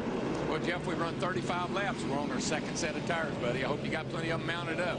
Hey, it's Doug raining, big guy. We know we've got to have tires when you come to Dover. How many sets you want to have in the pits? I want to have at least 12 when I start the race. Dick Berggren. Well, Ryan Newman is asked now to tighten the car up. Last time he pitted, they wanted to loosen it up, so he's asked to have that round of left rear wedge they took out put back in again. The strategy in both pit stops has been to do what the leaders have done. Leaders pit, Ryan pits. Steve. Coming to you. And Elliott Sadler comes in as the leader. He says he feels like the car is a little bit on top of the racetrack. 4 tires and a chassis adjustment match. Kurt Busch already in, tires on. They made a chassis adjustment. It's going to be a close call leaving pit road. The 38 and his brother, the Shrub and the 5, beat him off. He was way too tight. The car just would not turn. Martin may have taken 2 tires, Larry. I won't say Kyle Busch in the 5 did as well, picked up 11 spots, and like you say, Mark Martin as well. This will be pit road time, including the pit stop. You can see right there, Kyle Busch, one of the faster ones, and that shows right there probably just 2 right side tires. And you heard somebody said they took a round of wedge out. This track will be a little tight when you first start, and then it gets loosened up, put the round back in. On top of the track, that's concrete. You just never feel like you're down in anything. You're up on top, sliding around. No one stayed out this time. Watch Ryan Newman's exit on this narrow pit lane. Oops. And the thing about it is, Mike, the 12 has an opening. So it's not like he's right up against the back of those guys. Now, the thing you long for is some cars going a lap down where there won't be so many cars on pit road at one time. Right now, we have 40 to 43 cars on pit road at one time.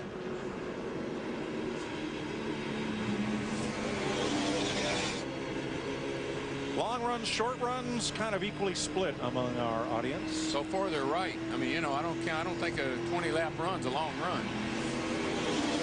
Well, maybe it is this year. Maybe it is this week. Last week, a record 22 caution flags. and a little discussion between Newman's crew and Kevin Harvick's crew. There is a gap there, Darrell, but as the pit boxes are measured, it's a narrow one. It's about a 7-foot gap between those pits. You're right. I was looking at it. It's not the whole opening like normal. It's about half of it. Still, there's a lot more room there than there is other places, but most of the places. But you definitely have to try to work with your neighbor where you do not block each other in, but most importantly, start running into each other. And that's where Harvick was. His tail was sticking out in the road just a little bit. Aerial coverage from one of the Goodyear Tire and Rubber Company's fleet of airships, reminding you to travel with peace of mind on Goodyear's new Assurance tires. Some weeks they even give us the name of the blimp. That's the Spirit of Goodyear, high above Dover International Speedway. Yeah, they were helping us out last week. They had boogity, boogity, boogity up there. They had Crank It Up. They were on it last week. Now, interesting, Matt, that the 48-24, the 2 Hendrick teams would pit side by side down there at the far end. You're exactly right, Mike. When Larry Mack was talking about you have to be kind with your neighbor, it's especially true when your neighbor is also your teammate. I spoke with Matt Clark, the pit crew coach at Hendrick, and he said this is his worst nightmare. And the reason why Robbie chose pit stall number 2, because Jimmy's team had already picked since they were first in the championship points. But they felt like this would be a better all-around stall, so they're going to work together a lot. Jeff's stopping a little short in the box, Jimmy trying to stop a little long in the box, so that way they do not hinder either one of their chances for victory lane today with a mistake on pit road. Richard Childress would not let his 2 teams pit beside each other because he was fearful they'd start trying to compete against each other and actually hurt their pit stops. Good point. We'll begin lap 40 under green. Fans on their feet. Here we go. The whole state of Delaware has got to be at this race today.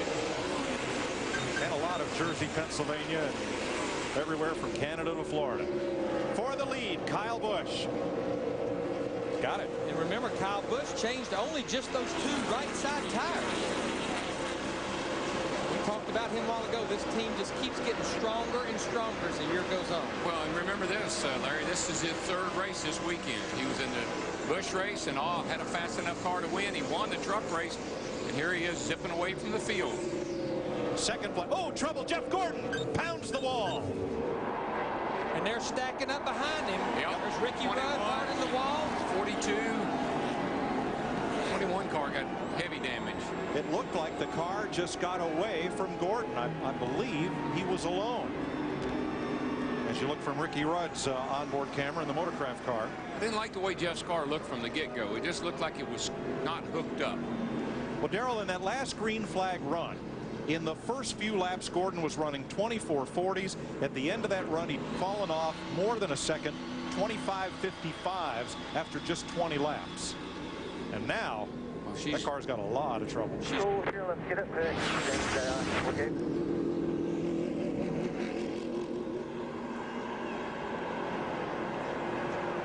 Oops, I was mistaken. A little bit of help from the 20, Tony Stewart. Doesn't take much help at this place.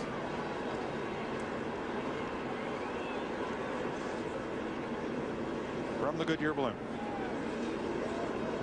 That's where they were stacking up the chain reaction behind them. The 9 got into the 21 and sent him in the fence. 42 bounced off of him and got into the 9. Self-cleaning. Here they come. Down the hill, not down the stretch.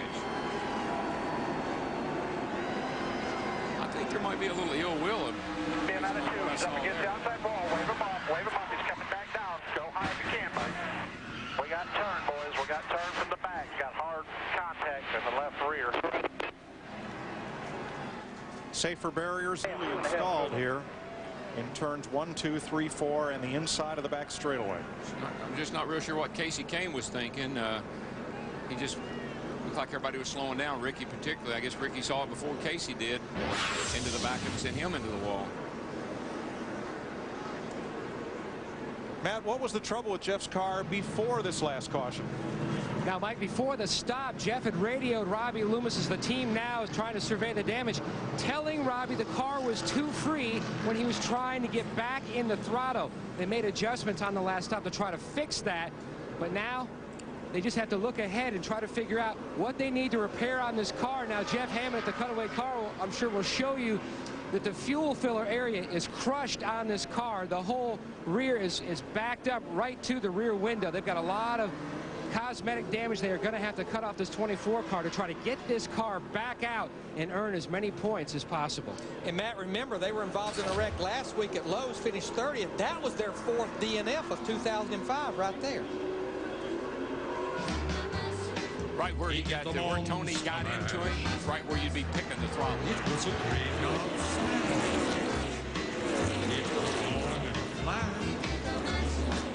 he did the monster mash.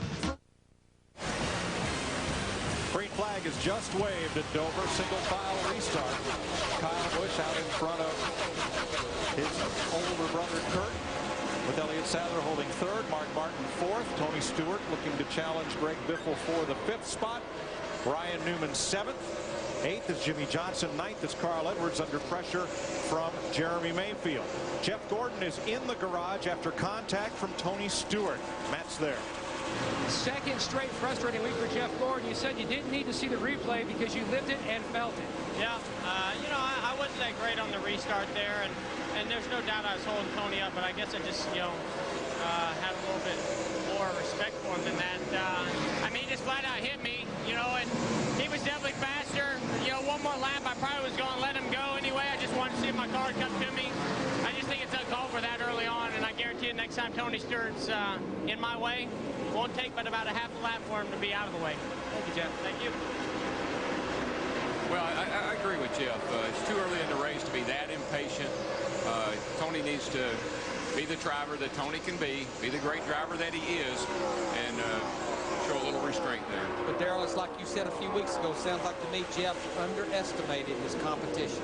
Yeah, he did. I think he thought Tony would be a little more respectful of where they are in the race, and we've seen that several times this year. Isn't that the one point in this track coming up off turn 2 that is Calamity Corner? Oh, you're vulnerable. I mean, man, a touch from the guy behind you and you're going to wreck. We saw it in the Busch race. We saw it last night in the truck race. And we've seen it today.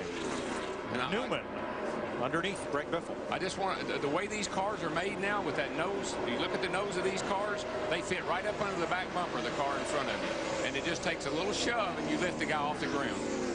The back of these cars are jacked up in the air like a drag car, and the front's down on the ground like a hound dog, and that causes trouble.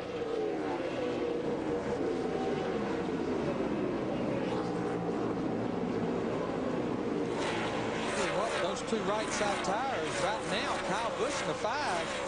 He's driven away from his brother right now by almost a second. I think Bobby Labonte has got some kind of problem out here, Mike. Yeah, he went into turn 3 really slow and log jammed everybody behind him, Darrell. Might he have cut a tire? No, I think it's worse than that. He's going to the garage. I think he slowed down, turned right down at the end of the pit wall into the garage. Right. My. After such a great run last week, second place, had a chance to win that Coke 600 in the garage.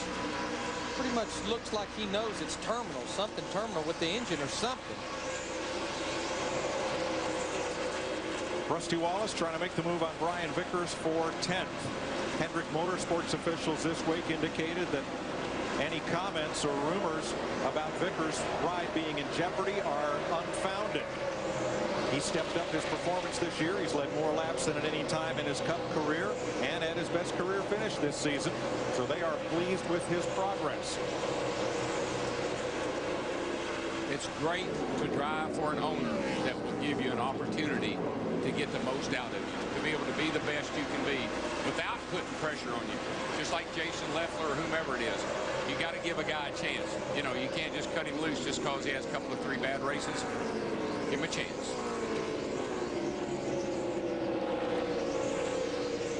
Things are beginning to heat up front. Kyle Busch's lead is diminishing. That's Big Brother filling up his mirror. And that's one thing I regret, Larry, that I never got to race with Michael very much. I think we had 1 or 2 times when we were actually competing out on the racetrack together. That's got to be a kind of a thrill to be able to get up there and race with your brother. Uh-oh. It's It's up and out of the groove, and it looks like a belt. It looks like possibly something, if it maybe indeed is off the 18 car, it did definitely look like a belt of some type. What it looks to me like one of the fan belts came off, knocked the oil pump belt off. Let all those belts run together down there. I bet it knocked the dry sump belt off, lost oil pressure. You know, just when we thought Kurt Busch in the 97 and Elliott Sadler in the 38 was starting to make some gains on Kyle Busch, 5 the leader, he pulled away, and he's beat him the last couple of laps by about a 10th a lap.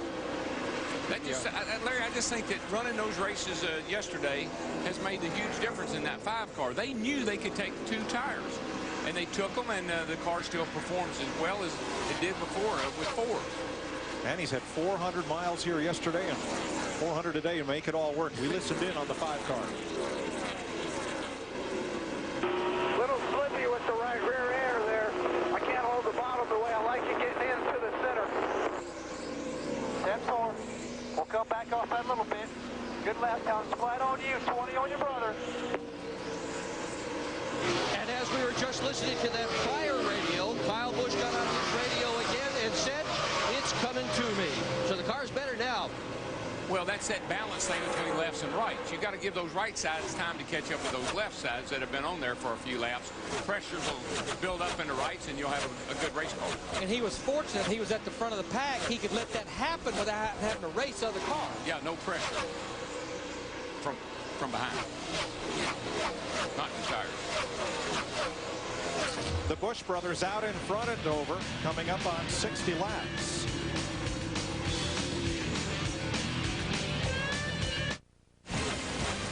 At the front, Kyle Busch now leads Elliott Sadler, Kurt Busch, Ryan Newman, and Greg Biffle. But while we were away, Robbie Gordon had a big slide. He has come on to pit road, and Dale Earnhardt Jr. suddenly backed up 3 spots up to the outside, and now he's found a place to run down to the bottom groove. Robbie Gordon got a right front tire flat. That's his problem. Got a lot of coming and going here, Larry. Got guys moving forward and guys sliding back. Tony Stewart's sliding back. Well, this is by far the longest green flag run we've had so far, so I think this is where those cars that were set up for long runs will start to prevail. Tony looks like he's having a real tough time getting off the corner right now. Let's go back and update the Bobby Labonte story. Take a look for what looks like a belt coming out from under the car.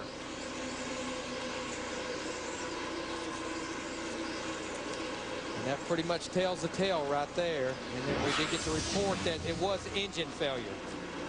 Jeff?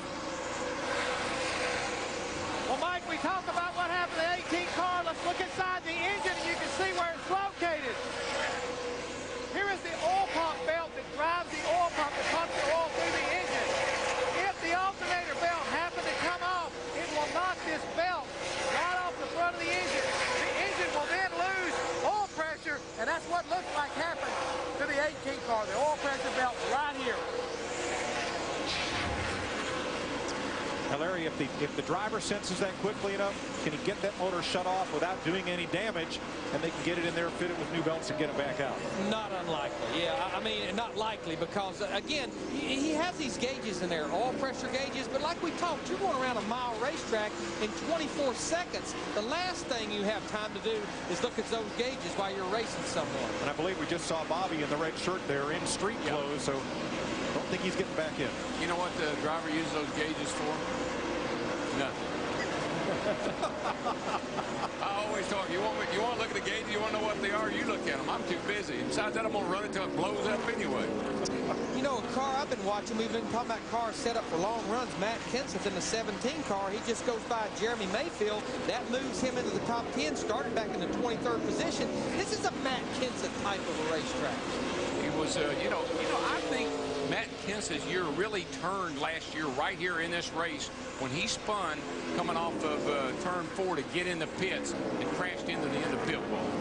And he made his Nextel Cup debut here back in the late 90s, or I think 98 or 99, substituting for Bill Elliott in Bill's car. Right behind him runs Jeremy Mayfield in 11th. Mayfield's teammate, Casey Kane, way back in 29th. And Matt, he's only about 4 seconds from going a lap down. He just dropped another spot to 29th, Mike. He had been riding in 28th. Now, Casey had hit it twice under the last caution for a cut right front. Tommy Baldwin, earlier in the race on the left of your screen, actually walked down to the middle of turns 1 and 2 to watch Casey's entry. Watch how the car rolled through the center of the corner, because Casey said the car was way too loose on entry and just would not turn in the center. So Tommy trying to come up with a game plan by watching it visually down in the corner so he wouldn't over-adjust the race car and make one end of their problem even worse. Now this is a racetrack where the driver can slow down and go faster. Roll out the throttle early, get that front end down on that white line, left tire down on that white line, then pick up the throttle, and it changes that car dramatically. But this is one of the few racetracks where a crew chief would have the luxury of walking down into the corner. The garage is located in turn 1 and 2. Been there, done that. In the 90s, 28 car, I told Raymond Fox, my car chief, if it's that bad, I want to go down there and see how bad it is. Every time the caution comes out, put 4 tires on them. I'll be down in 1 and 2. Kyle Busch for the Kellogg's number 5, the 88th different driver to ever lead a Cup race at Dover since this track opened in 1969. Elliott Sadler running second and closing. Kyle's older brother, the defending Nextel Cup champ Kurt, running third. We listened in on the 97. We're just tight. I can deal with the loose. We're just losing lap time because we're tight. I don't know if it's left rear rubber or what. I think we need to air it up more towards a looser race car. Try that out. Gotcha. Well, and Kurt Busch and his crew chief Jimmy Finning know the fact that this racetrack normally is known for getting tighter and tighter as the race goes on as well. Now, I didn't time that conversation, but there's a cat going around the racetrack here in 23 seconds. I know that conversation lasted at least 10 or 15, and never, his voice was calm. You'd have thought he was sitting in the garage over there. That's one thing I'll give Kurt credit for. You never hear him really panic that much in the car. And we need to make a note that Robbie Gordon had that flat right front tire. To add insult to injury, he was speeding on pit road, had to come back to pit road for a pass through. He is now 4 laps down, back in 37th spot after being on the lead lap. Well, he had a little bit of a moment of glory anyway. He got the lead a little while there. Let's have a look at the 5th place battle. Greg Biffle and Jimmy Johnson, the 2 Nextel Cup point leaders. Johnson came in here 71 ahead of Greg Biffle and looks to the low side. Biffle's going to give him the bottom. Biffle is up the hill there. Looks like that top groove. They keep working it. A lot of cars have moved up now. Let's go to Steve Burns in Biffle's pit. Mike, Greg Biffle is saying his car is very tight. They've already adjusted the track bar. They raised it. They took a spring rubber out of the left rear.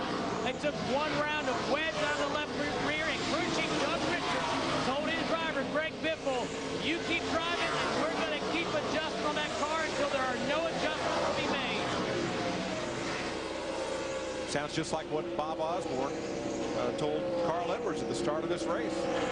We'll keep turning on it until there's nothing left to turn. You just keep giving us all you've got. But why? These guys needed to do what happened there, because they were losing about a half a second a lap to the guys sitting there running side by side with each other. Kyle Busch out in front by 1 second over Elliott Sadler, with Brian Newman third. 82 laps complete.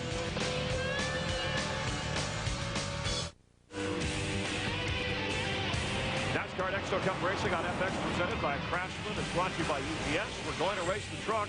People love the truck. UPS, the official delivery company of NASCAR, delivers the chance to win 4 tickets to next year's Daytona 500. Go to foxsports.com, keyword UPS. Over the first 90 miles, Kyle Busch has led the most laps so far. Robbie Gordon, who rushed for the Baja 500, where he won, started in the back of the pack, but led some laps. Fireworks when Jeff Gordon wrecked after Tony Stewart tapped him. Jeff Gordon has some harsh words. I just think it's uncalled for that early on, and I guarantee you next time Tony Stewart's in my way, won't take but about a half a lap for him to be out of the way. Casey Kane and Ricky Rudd, also part of that wreck, you can see in the background, creating some problems. Their 3rd straight DNF for Jeff Gordon. Meanwhile, Bobby Labonte, lap 52, engine problems. 2nd place last week, done for the day here. And with Kyle Busch leading, Elliott Sadler, who had led earlier in the race. Here he comes in the 38, taking the lead once again. He's now led 20 laps in this race. Jimmy Johnson led 14 earlier. Elliott Sadler leading Kyle Busch, Ryan Newman, and Kurt Busch. Jimmy Johnson currently running 5th. As we're back to live action, Jeff Hammond, already 6 cars are out of this race. Last year, 17 failed to finish. We haven't even gone 100 laps at the Monster Mile, and it's taken its toll. Well, you got to think about it like this. It's been hard on equipment so far. We saw that as far as Bob Labonte's concerned. But also, people getting impatient. Tony Stewart did get in the back of Jeff Gordon, and now he's got another guy that's kind of like a little bit upset because of the turn of events. We watched Kevin Harvick battling Ryan Vickers there, but the thing that's caught my attention right now, guys who run good here are still running good, like Ryan Newman, as well as Kurt Busch and Jimmy Johnson. But I'm surprised right now is Casey Kane, who was so close to winning here a year ago, struggling back here at 27. And Tony Stewart up to 9th in the top 10. Let's rejoin Darrell, Larry, and Mike. Looking off the lead of Elliott Sadler, the quickest cars on the racetrack right now are Ryan Newman and Jimmy Johnson. As we close in on 100 laps, 100 miles. Well, just keep watching these cars, Larry. They keep climbing that banking. Pretty soon they're going to be all the way up there against the wall on the outside. Surprising. You got 172 tires. You move them up the track a little bit. You're going to put some rubber down. And this is about when we normally see, I think, that groove move up the racetrack. Now, we're riding here with Dale Earnhardt Jr. He's kind of somewhat been coming and going. He started back in 15th. He was as low as about 25th. But now he's starting to recover a little bit. He's running lap times about as quick as our leader. He's back in the 20th spot, but he's only about 5 or 6 seconds from being lapped by our leader, Matt Yoakum. You're absolutely right, Larry Mack. Now, Steve Meal, the interim crew chief for Dale Jr., they've been going back and forth trying to fix it. Jr. says the car is just skating on both ends. They have made air pressure, track bar adjustments. He's about 6.5 seconds from being lapped. Now that's something that the 15 team wish that they could actually hear from Michael Waltrip, because all they hear is static. The same problem they had 2 races ago is taking place again. The button is engaged apparently on his steering wheel, and all they hear is car noise coming from the 15. And that happened to Mark Martin last week for about 20 or 25 laps at the start of the Coca-Cola 600 at Lowe's.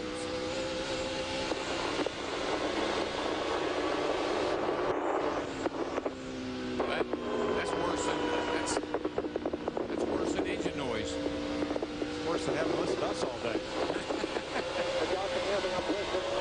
No, I can't believe you said that. Well, yeah, Michael's, he's trying to get to them. They can hear him, but somebody's got a key down. There's a lot of static. Somebody on that channel. As long as his radio's keyed, there's nothing those guys can do. Not the spotter, not anyone. That button is right there on the steering wheel where he can just move his thumb over and touch it. I don't know why they call those two-way radios. They only work one way at a time.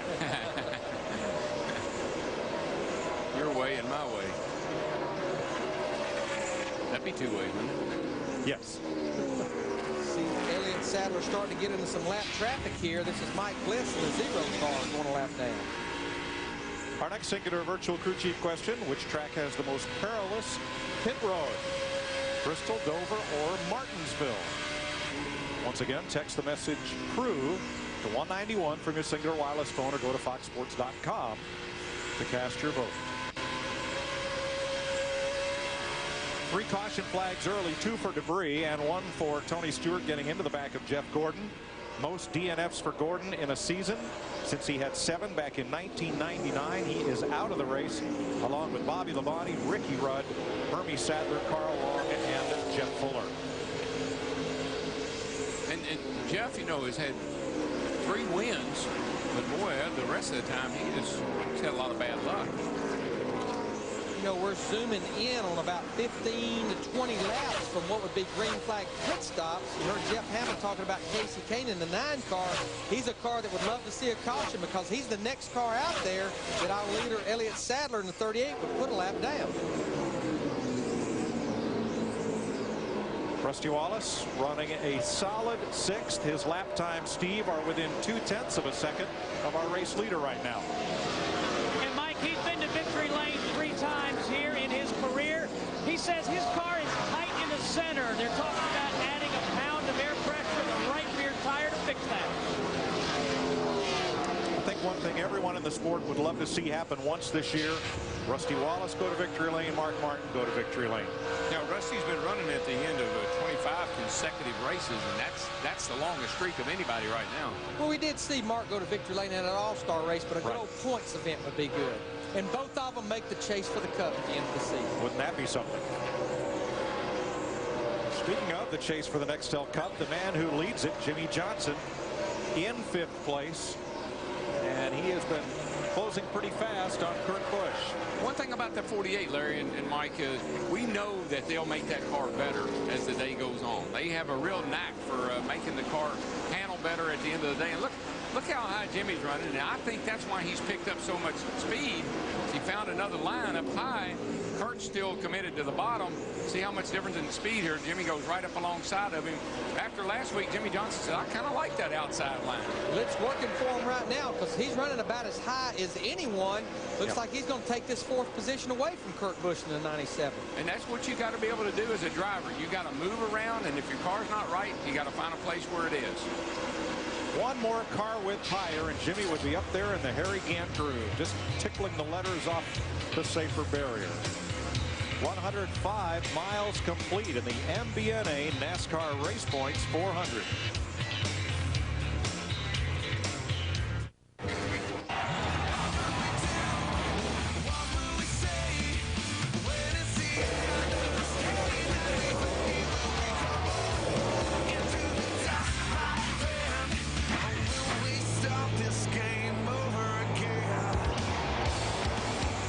Jeff Gordon out of the race after contact from Tony Stewart.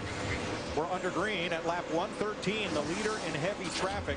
Watch the 43. He's the jam car in the picture, Jeff Green, because he just came in and got 4 fresh tires. He's going to try to get one of his laps back here. Kyle Busch is catching Elliott Sadler. This is going to be for the lead if the Kellogg's car can get to the M&M's Ford. He's closing. And, of course, the big problem, our leader, Elliott Sadler, in the 38, he's fighting all these lap cars right now, and that enabled Kyle Busch in the 5 to come back to his rear bumper. And Ryan Newman, the 3rd place car, number 12, the Altum Dodge, closing. He works through lap traffic. He is lurking back there watching all this. The car looks really good, Ryan's does. Nice and smooth. Just remember, we're about 5 to 10 laps away from what would be a green flag pit stop. Jeff Hammond talked about it in the pre-race. This is one of the toughest pit roads to get onto. Under green, it never fails. Someone gets in trouble. Kyle Busch getting closer. Now, when Sadler took the lead, it looked as if Elliott Sadler set himself a nice pick with Jamie McMurray, the 42 car. However, the car he took the lead from, Kyle Busch in the 5, saw this differently. Listen. NASCAR, a little help with the 42. He's blocking me from Richmond. Thank you. Hello. Obvious. That was so obvious. Can't believe that. I can't. Won't wear them out. 10 forward, just lap on the inside. In this race, you'll have them down 4 laps at the end of the day. And it's just pretty obvious. Haviland and cornflakes don't mix. Well, something fell out of something on the back straightaway because we have a caution at lap 117, and again it is debris for the 3rd time today, putting us under the yellow flag, Larry, and we won't get to see those green flag stops this time around. We were getting very close to him. As you mentioned, Jeff Green in the 43 just had made a green flag stop. Big break, though, for Travis Quaffle, Bobby Hamilton Jr., Michael Waltrip, Dale Earnhardt Jr., 4 cars that were about to go a lap down to our leader. Darrell, on Kyle Busch, you know your car's running really well when the driver gets done wrong but maintains his sense of humor. Yeah, no, he's just, it's amazing, though. They ask drivers, you know, all the time, well, will there be any residual left over from what happened at Richmond? Oh, no, that was at Richmond. But the first time something like that happens, hey, remember Richmond? Well, when I was impressed, Lance McGrew, his crew chief, the spotter, they came back to him. Forget about it. You know, let's stay focused on what we're doing. They could have got in there and been an ally with him and been upset as well, but they tried to pull him back the other direction, and I think they did. Yeah, that's when you get the spotter to work with the spotter, and you work with the inspector and tell the NASCAR folks we need a little help here. And I made a mistake. Actually, Alan Gustafson is Kyle Busch's crew chief. Lance was with him last year in the Busch Series. Spotters up above turn 4 are going to call their drivers down pit road and call out the distance to their pit as they come in, and it looks like all the lead lap cars are coming for this Craftsman pit stop. Dick Bergman. Well, Kyle Busch has been having a terrific day today. Pitting in second position. He is going to take 4 tires this time around. Last time it was the 4-tire stop. Minor air pressure adjustments is all they will do. No wrenches anticipated to go into the back of this car. 2 cans of fuel to Steve. No adjustments for Elliott Sadler's number 38. Rodney Fetters, the jack band, gets the driver's side up. 4 tires, no adjustments. Matt? 2-time Dover winner Jimmy Johnson in. He says the car is chattering the nose, but he wants Chad Knaus to focus more on the back of the car as he will not win the battle off pit road. They made a track bar adjustment. Now he's going to come out 3rd or 4th, Matt. There you see the race off pit road. I know they may have not won the battle, but Matt Kenseth in that 17 car, the Killer Bees, I know they only made up 1 position, but boy, they really had a great pit stop. There you see the times, including the pit stop. Kyle Busch in the 5, a little slow on that one, like Jeremy Mayfield, but Tony Stewart, as well as Matt Kenseth, the quickest time on pit road, including that stop. And I think you'd safe to say everyone took 4 tires that time. 4 caution flags thus far. 3 for debris and 1 for the Stewart-Gordon wreck. There's Sadler winning the race off pit road over Ryan Newman, Jimmy Johnson, and Kyle Busch. Near miss here as Kyle Busch pulls out. Close.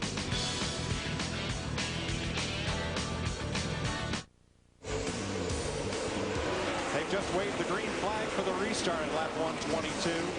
Elliott Sadler in front of Ryan Newman, Jimmy Johnson, Kyle Busch, and Kurt Busch, the front 5. It's about that time. I think it's time. The fans love it. The military loves it. Let's crank it up.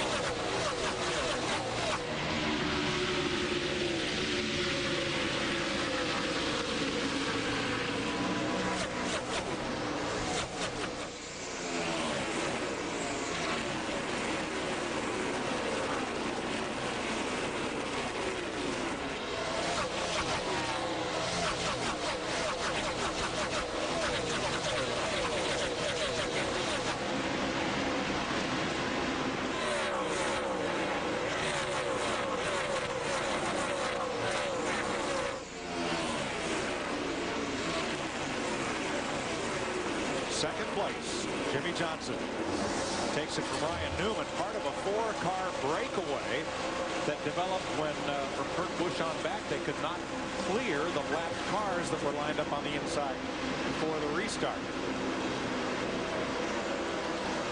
Elliott Sadler having the day of the season. He's going to lead as many laps today as he has the whole year so far. And he looks to be very comfortable and just able to kind of do what he wants to right now. See, Kyle Busch in the 5 goes by Ryan Newman in the 12. That was a battle for 3rd place. Looks like maybe Ryan's car is not very good at the beginning of a short run. But what has been the knock on Newman all year? Can they make their car good on long runs? And I think today they have. Well, you know, 3 out of 4 wins here. They got this joint pretty well figured out. So what about it, Dick? Well, every time we have listened to Ryan Newman all day long, Darrell, he has said the car is too tight until just now when he said the car is too free. Yeah, it's a tough place, man, to get it right. You know, a little tight, you want to take a little bite out, and then you take too much out, and you're a little loose. If I'm going to have it one way or another, I want to be able to turn left and gas it up and be a little tight.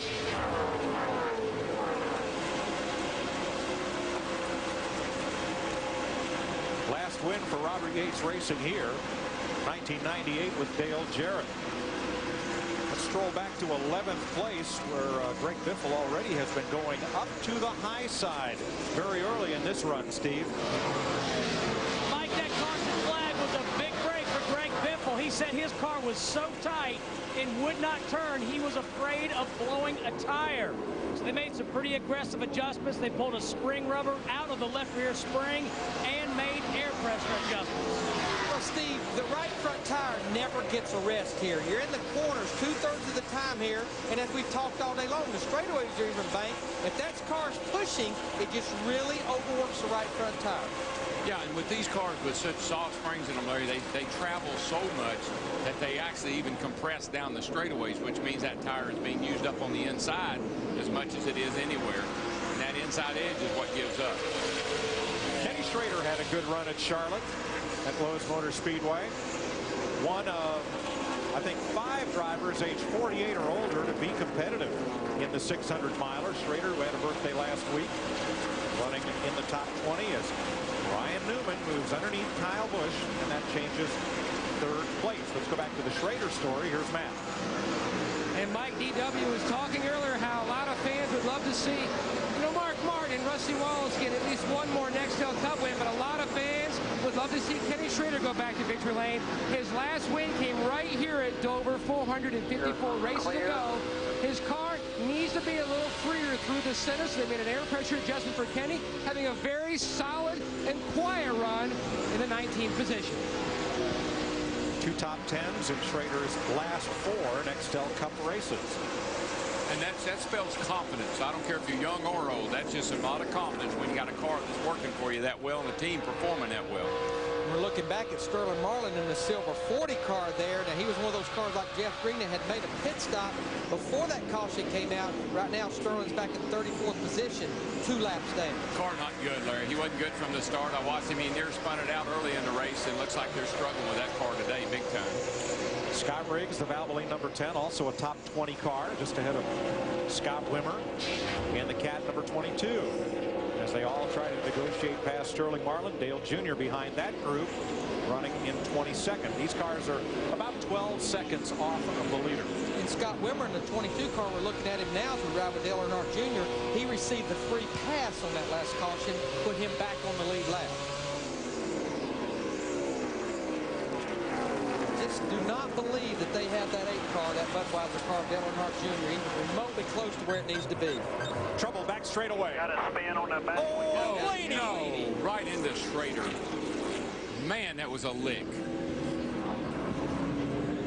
Boy, oh boy. And Darrell, that was very strange to see a car come back up the back straightaway like that. Man, Schrader's got that net down. Dale Jr. checked him out. He says he's okay. Jr. slowed almost to a stop there. He was just checking Kenny out. I mean, you know, everybody, when you see a lick like that, it scares you. Oh, now, I mean, look at that left rear, though, 7. And, of course, Schrader, I think he's going to have to. He looks like he's pretty spry getting out there. That was a lick. Fortunately, both cars were moving. Nobody, they wasn't sitting still. Look at the back of that thing. Holy what back? She's gone. Back. Man. Blaney spun, bounced off the safer barrier to the inside and right into the path of Schrader, who couldn't lock it down soon enough. Marlin got some damage. So did Scott Wimmer from all that. Look at that car. Blaney's car is destroyed. Front and rear. It is used up. Only thing left on that car is the number. We just had talked about Kenny Schrader, but Dave Blaney in the 07 was actually having a good run, too, making some progress towards the front. Schrader limping just a tad there. Right, these were all lead lap cars. Now there's the damage to Wimmer. Now let's see how this got started. Again, it's turn 2, Darrell. Yeah, just come up off there. Usually hit the outside wall. Now he just lost it. Coming off. Hits the inside wall back there, and the thing just flies back out into the racetrack. It's almost like it when he hit that inside wall, there's another white car back against the wall down there. That was Kevin LePage, I believe, 37. Dale Jarrett, God, Dale Jarrett misses a lot of wrecks. But this thing comes flying back out in the racetrack. You know, I believe that lick just kept knocked Dave's foot off the brake. And he couldn't get it, just no brake at all. Yeah, Derek, because you know with 9 degrees of banking, whether you're the driver or the spotter, you're going to tell your driver, you're going to make the choice, go high, go high. Oh, he got to hit the curve, or hit the apron just a teeny. Now behind Blaney, Marlin tries to go to the outside and squeezes Wimmer into the wall. That was a hard lick. And you've got to keep coming, because you hope you're going to squeeze through.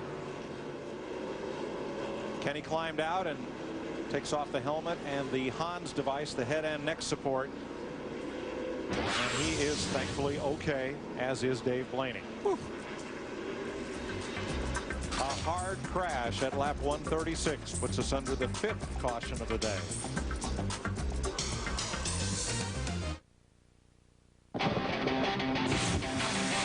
One of these days, you know it won't be long. You look for me and baby, I'll be long gone. One of these days, you know the time is near. You look for me, but baby, I won't be here. I'm gonna be long gone. You look for me you won't see.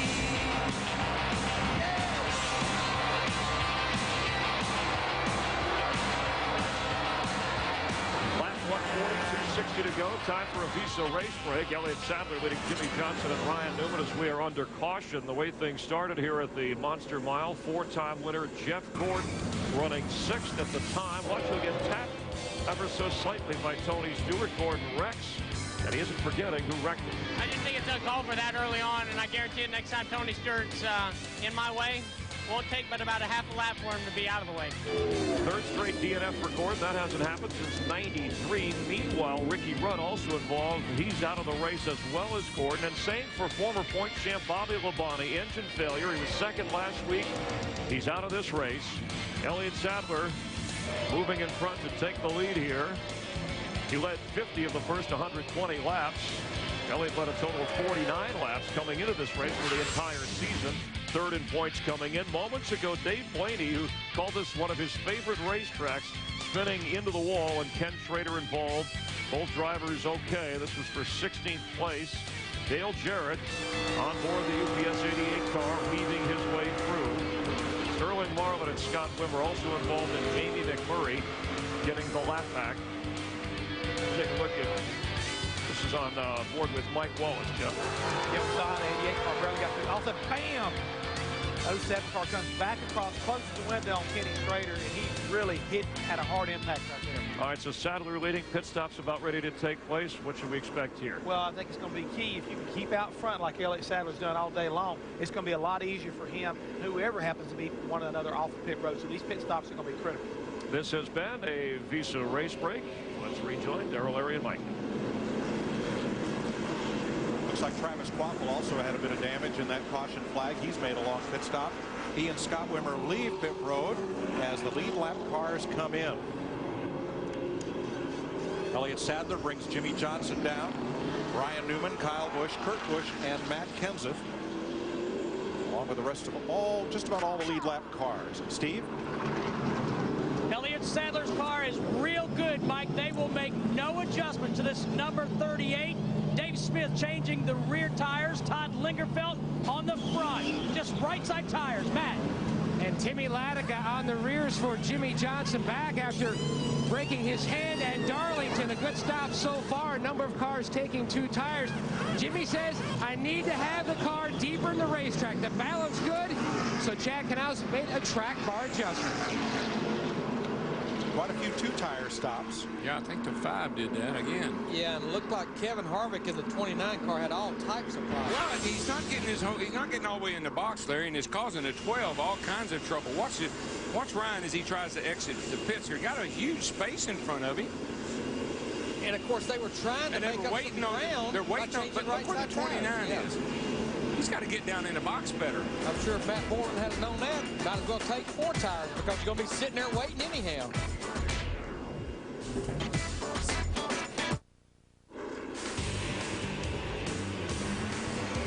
Pit stops complete at Dover. Which track has the most perilous pit road? Survey says Dover, and no disagreement up here. None whatsoever, and I think we've already seen that in a few stops, especially with the many cars that's on the lead lap that's on pit road at one time. What's increased the difficulty is the commit lines that they now have. Used to it was bad enough, but now you got a commit line that's halfway up the middle of the 3rd and 4th turn. We talked about Ryan Newman having trouble getting out of his pit. He only took 2 tires, and yet he lost 2 positions. So he restarts 5th. Elliott Sadler, your leader. He's under pressure from Kyle Busch right away. Not long. And this is a replay of what we saw earlier. Kyle Busch in the 5 with just 2 right side tires. This is what he did earlier. Yeah, that 5 car likes 2 tires. I mean, he's been able to get 2 and really take off. That's a real luxury, Larry, to be able to get 2 tires and run that well. And just drive by the leader of the race to take the lead.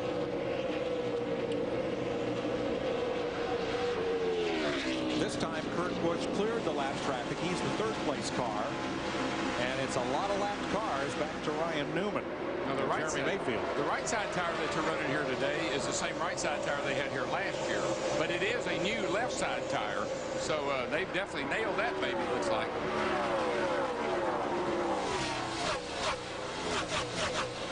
Big traffic jam right coming off turn 2 and down into 3. There's the 6th place race. Vickers, Kenseth, Wallace, Johnson, and Mark Martin.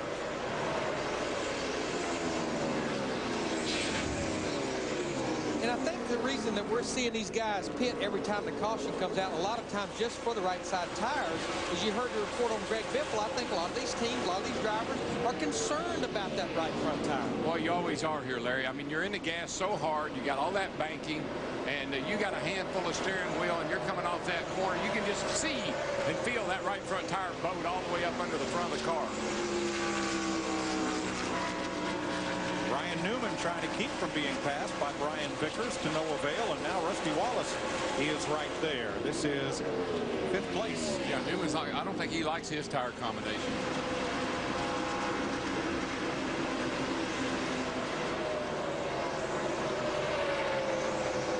Got ourselves a little wad back in here too that's kind of working its way around the racetrack right now. So this is now the 6th place race where Rusty Wallace goes ahead of the Alltel Dodge, and then here comes Kenseth, Johnson, Stewart, Jarrett, and Martin. Starting to see some life out of that UPS car. The 88 car had a great run at Lowe's last week. Bill Wilburn over there helping this situation out now with Dale Jarrett, and up here banking on the top 10 again. You know, we've been talking about neighbors on pit road and how tight it is, especially the situation with Kevin Harvick and Ryan Newman. Earlier, Robbie Loomis went to Chad Knaus, the crew chief for Jimmy Johnson. Of course, Robbie Loomis, the crew chief for Jeff Gordon. They were pitting side by side. He went ahead and told him, look, we're out of the race. You now have an opening behind us. That'll also be good news for Tony Stewart, though, who was in that pit behind the 24 car.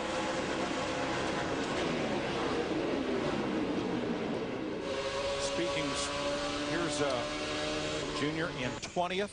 Bobby Hamilton Jr. just ahead. And I know things go better with Coke, but what's this all about? Well, it's concrete. It's slick. So they're putting Coca-Cola down that has syrup in it that will give these guys traction on these pit stops. I hope you're a member of the Coke family of drivers doing that. And I think Elliott Sadler is. Hope they remember to recycle. Jeff Gordon's not going to be happy about that. I don't think today Jeff Gordon's going to be happy. Not happy about anything today, but except his new contract. Tough break for Gordon. Tony Stewart got just slightly into the back of Jeff Gordon at lap 41. Gordon hit the wall, is out of the race. You know, last week at Charlotte, we saw a lot of drivers involved in accidents go to the garage, fix the cars, get back in the race. It seems here at Dover, even with the addition of safer barriers, you go to the garage, you're not coming back. No, most cars I've ever been a part of wrecking here, you looked at them and said, I don't even know if it's even worth hauling home. This big battle here for 8th place. This little crowd right here, they're real serious about what they're doing right now. That should make that 7th place. Kenseth just took 7th from Newman. And this goes all the way back to Scott Riggs in 14th. Yeah, Scotty's hanging right there behind this group, and I'm sure he's sitting there thinking, oh my gosh, I'm glad that's a bunch of the more professional drivers that are doing this. Well, we watched Scott Riggs in those practice sessions yesterday. He looked awfully strong on long runs yesterday.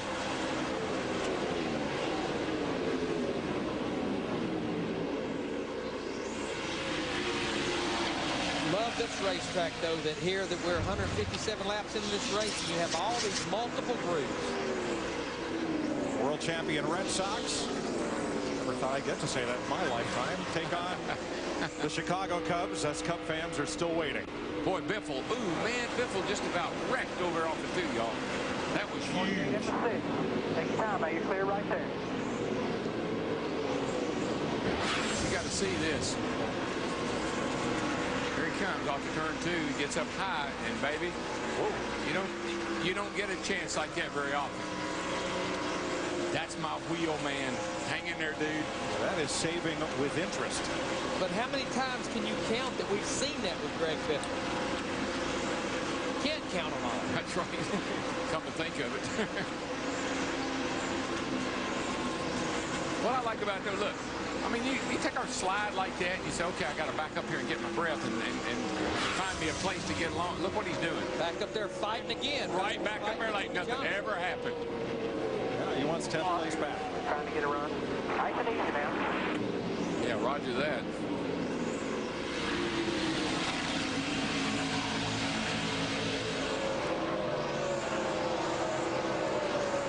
Kyle Busch in the 5 car on those 2 tires. He's pulled out to almost a second lead now over Elliott Sadler in the 38 car.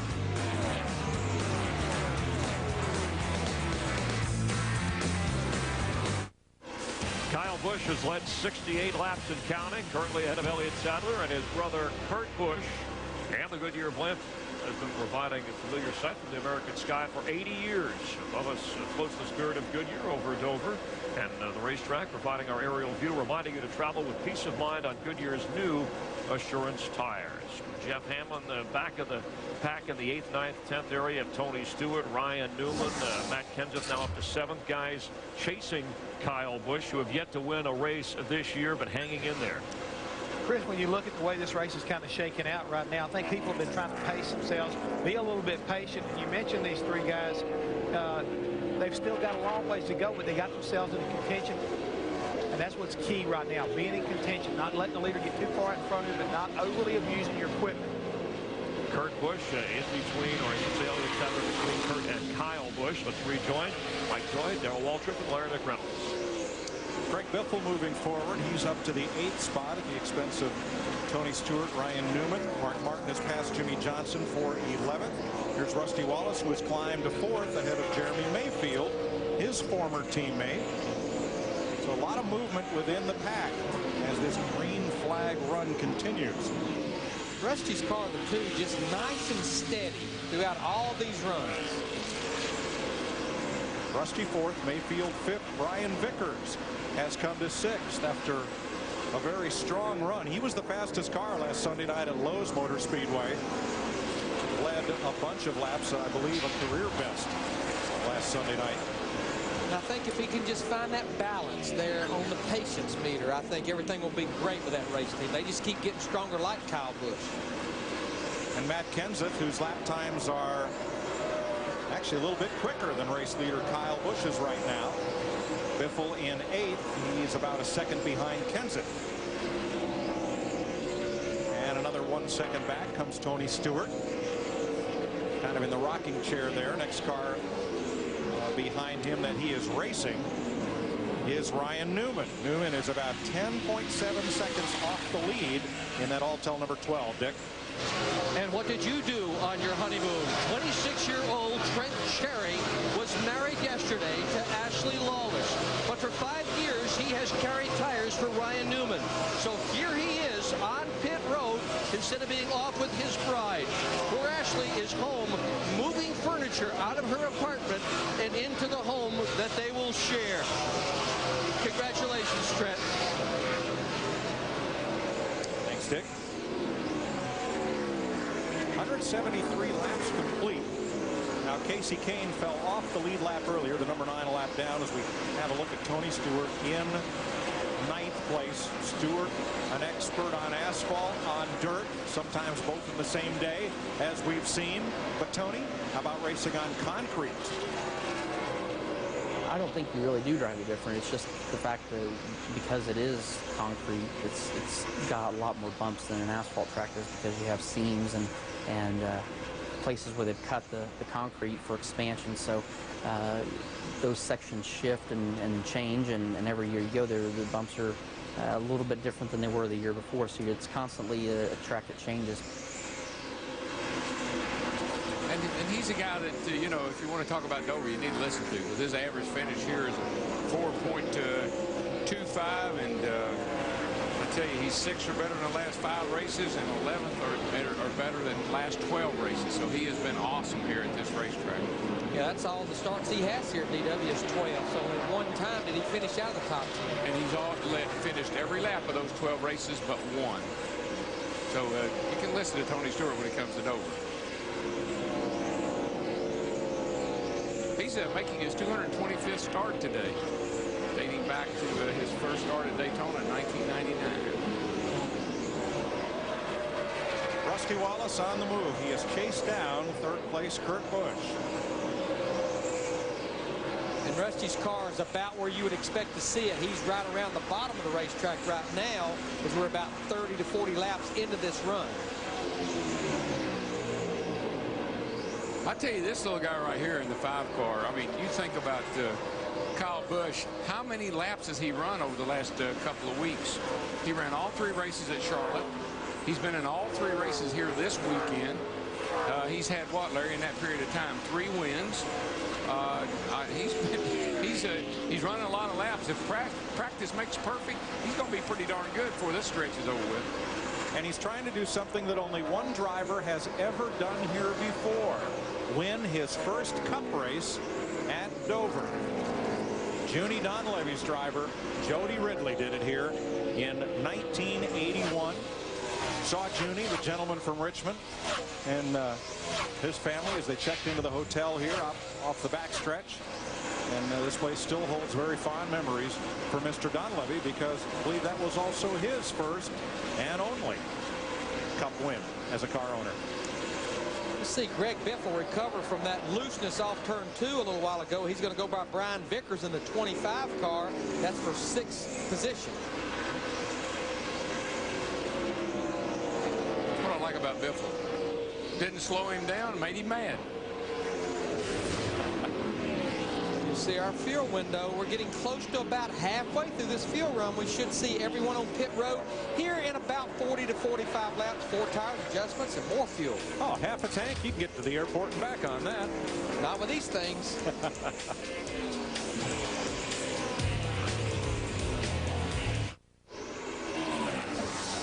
Welcome back to Dover, Delaware, where Elliott Sadler chipped away at Kyle Busch's lead. And now the M&M's Ford goes back out front for the 3rd time today. Here's the lead change. Back straight away.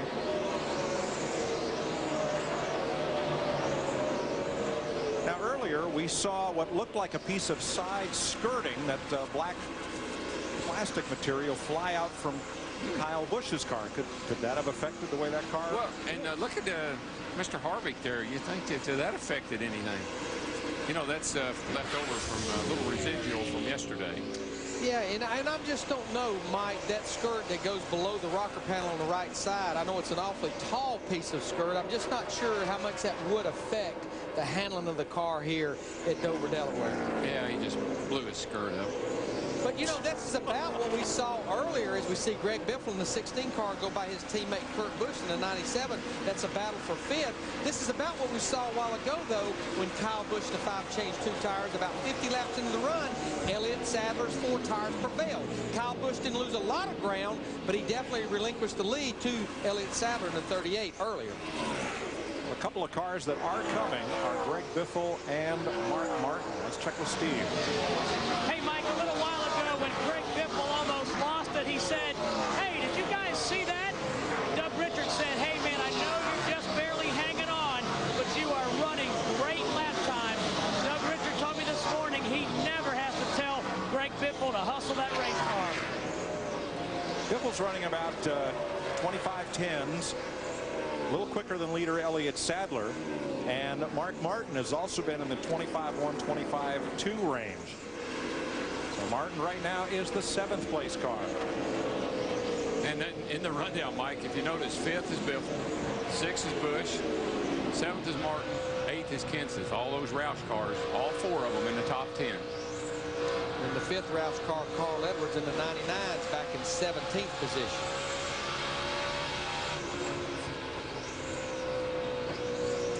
riding with Mike Wallace here in the 4 car back in the 30th position.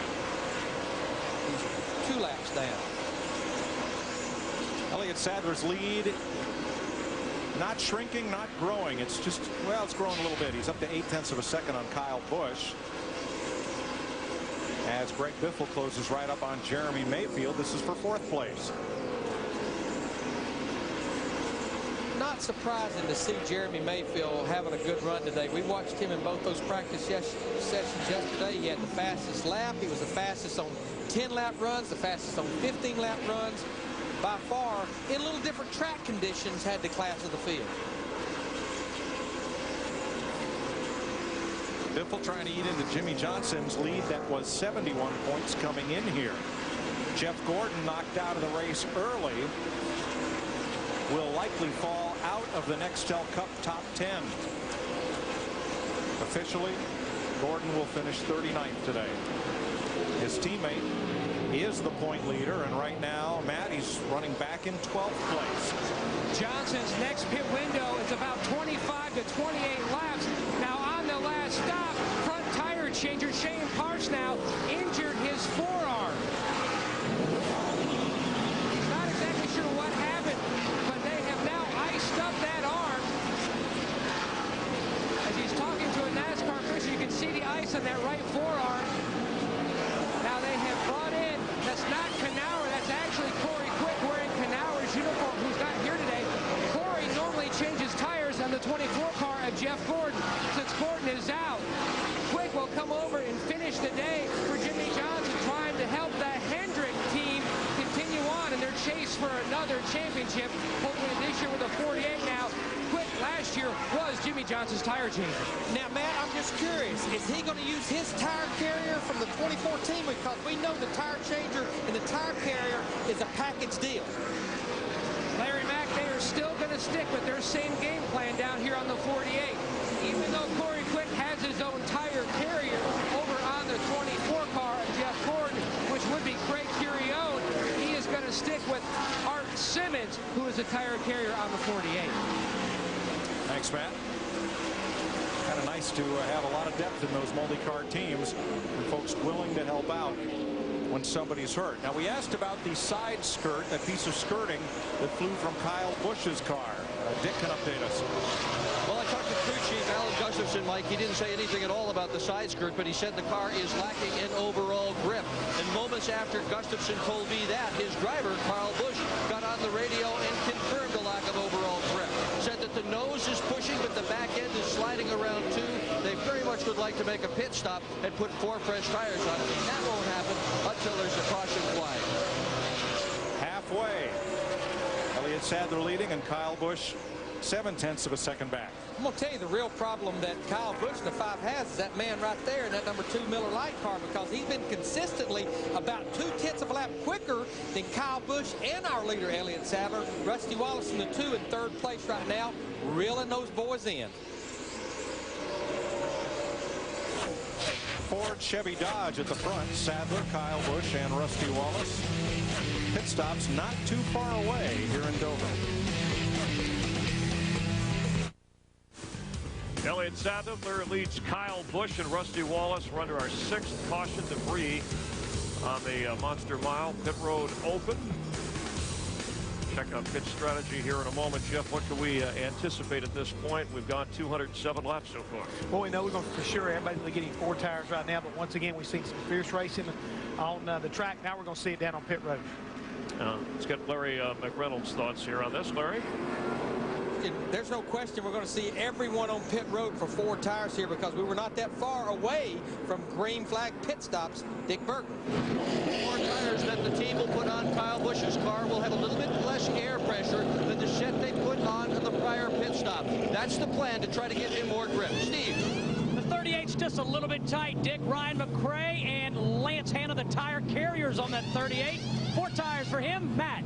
Making a significant air pressure adjustment in the right rear, as well as a track bar adjustment. Now, the 42 of McMurray is back on. His back corner is hanging out of the box. Let's see how that hurts the exit for Busch. A little slow on the left rear as well. looks like the real winner off pit road is going to be Matt Kenseth. Those guys picked up 4 positions, but like Jeff Hammond pointed out earlier, it's where they're pitting down there. They have no one to contend with getting in or out of the box. You can see right there his teammate Mark Martin, 17, Matt Kenseth, the quickest time. Greg Biffle, Sterling Marlin, the slowest of times, including the pit stop. Yeah, and the 12 didn't have the 29. He's a lap down now, so he had a clear shot, too. Here's the race off pit road. Won by Elliott Sadler. 6th caution flag of the day. This one for debris, and an opportune one for Sadler's crew. Green flag as they restart. Rusty Wallace picked up a spot on pit road, so he is 2nd behind Elliott Sadler and ahead of Kyle Busch. Mark Martin is 4th. Matt Kenseth, Greg Biffle.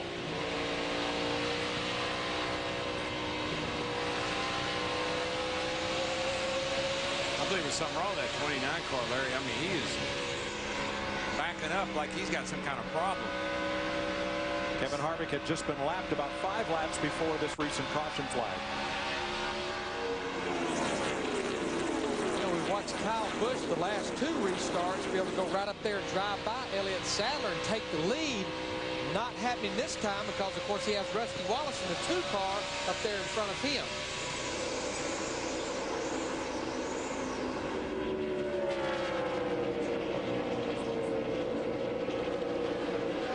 In 11th place.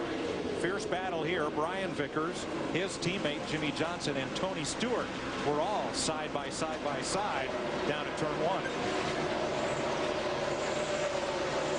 1. Casey Mears, the 41, a lapped car.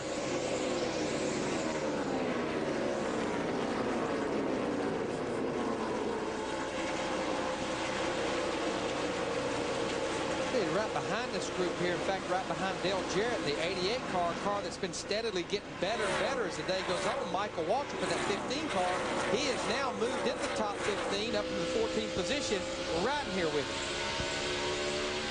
Yeah, car didn't look all that great on the early going, but they have made some good adjustments on that bad boy. And she's lap car 41 will be stuck up on the high side here in front of us. You see him, 41 up here.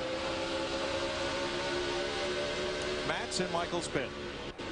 Mike, to fix the radio issue back on lap 117, he went to a 2nd radio. Now, Michael says the car is great on the get-go, but it's almost too good because then it gets tight near the end of the run. So, Tony Eury Jr. has contact between the 20 and the 48. Let's go back upstairs. Yeah, they're having a whale of a battle there. The 48 and the 20 were, and I don't know who's winning. Well, the lap before, Tony had gotten right to the left rear corner of Jimmy Johnson. No contact. But this last time around, looked like Jimmy came up into Stewart. Let's look at it again. This is just called trading paint right here. Wow. I mean, Tony just cut down on him. But it looks like possibly Tony Stewart has a left rear tire rub now. Yeah, I don't know, Tony. This looked like he didn't really know or didn't really care that the 48 was there. As he was going to try to go low to go by Kevin Harvick in the 29 car that was on the high side. I'm not sure that little battle's over with yet. Ryan Newman takes 7th from Jeremy Mayfield. That 12 has all the look of being one of the cars you're going to need to beat today. Yeah, you know, they made an adjustment on the last caution before this one, and it didn't like it. It kind of backed up, but it looks like they fixed it. Well, it didn't like those just two right side tires. That's what it was, exactly. Yeah. I think it likes 4 tires. As we watched all this, Kyle Busch has moved back into 2nd ahead of Rusty Wallace, and Greg Biffle has taken 4th from his Roush Racing teammate Mark Martin. You're also going to have to contend with this kid before the day is over. I tell you what, that 48's after that 20. I mean, he's got the look of, I'm going to get you back.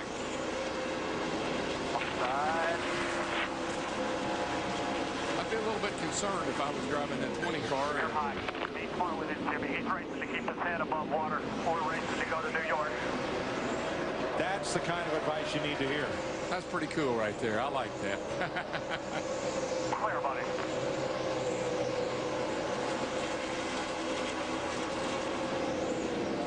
The is for 11th place, but the stakes are higher. Back on lap 41, Stewart got just the least little bit into the back of Johnson's teammate Jeff Gordon, and Gordon's car went into the wall and out of the race. And that's why you have to have a crew chief and a team that pulls you back in a situation like this. We talk big picture, and that's a guy that's thinking about all the way to the end of the season, not just this one moment. And I think who's really trying to do the common effect on Jimmy Johnson in the 48 is his spotter, Chris Osborne. That sounded like him because he can see all of this going on from where he's perched above us. Johnson keeps working it and working it on the bottom of the racetrack. He can get alongside Stewart, but he can't get past him. On the left of your screen, third place battle as Greg Biffle continues to march forward. But the problem with what's going on with these guys doing this battle is finally Jimmy Johnson clears him. They're running 25 flat. Our leader up there is running mid-24s. They're losing a lot of time to our leader right now. There are the leaders with Elliott Sadler out front. Steve? Mike, on the last pit stop, Greg Biffle and Rusty Wallace both elected to take 4 tires, and both had no other adjustments to their race cars. Greg Biffle had a little bit of a slow stop, or his pit crew, I should say, did, but Biffle's been able to fight his way back up into 3rd position. For the first time in his Nextel Cup career, Elliott Sadler has led more than 100 laps in a single race. I talked about it earlier. I talked to Todd Parrott, his crew chief, this morning, and you could just see, feel, and hear the confidence they had with this race car that was so good at Lowe's Motor Speedway, and the fact that they unloaded it here and basically made no adjustments during those 2 practice sessions yesterday. They're good. Now Jimmy Johnson is settled in 11th. Michael Waltrip separates him from Tony Stewart, who is now settled in 13th, just ahead of Jeff Burton. Matt? Larry Mack, you were exactly right. That calm voice who had his head on and looking at the bigger picture high atop the grandstand was indeed spotter Chris Osborne, who, surprisingly, his nickname, Crazy.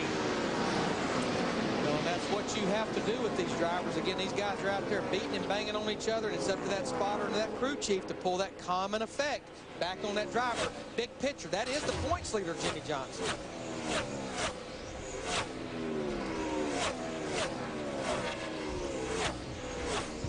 Elliott Sadler has now led more than half of this race so far. The driver from Virginia has been out front for 116 and 228 laps. Nextel fan experience. Misty McMullen from St. Louis, Missouri. You're our Nextel fan of the week. You love Dale Jr. Why? Because he's a great race car driver, he's a great individual, and he seems to be a genuine person. What do you do? I'm a fundraising consultant working with nonprofit organizations, which how I became to love NASCAR was all the people who give back to the community. Misty says Junior's going to win. Who's going to win? Well, Misty is our Nextel fan of the week. Guys? Thanks, Matt. If you want to be considered as fan of the week, Nextel fan of the week, go to foxsports.com/Nextel and enter today. 235 laps complete. Elliott Sadler's lead on Greg Biffle, just under a second. Kyle Busch is 3rd, but under pressure from Mark Martin. Here goes Martin to the bottom, entering turn 3.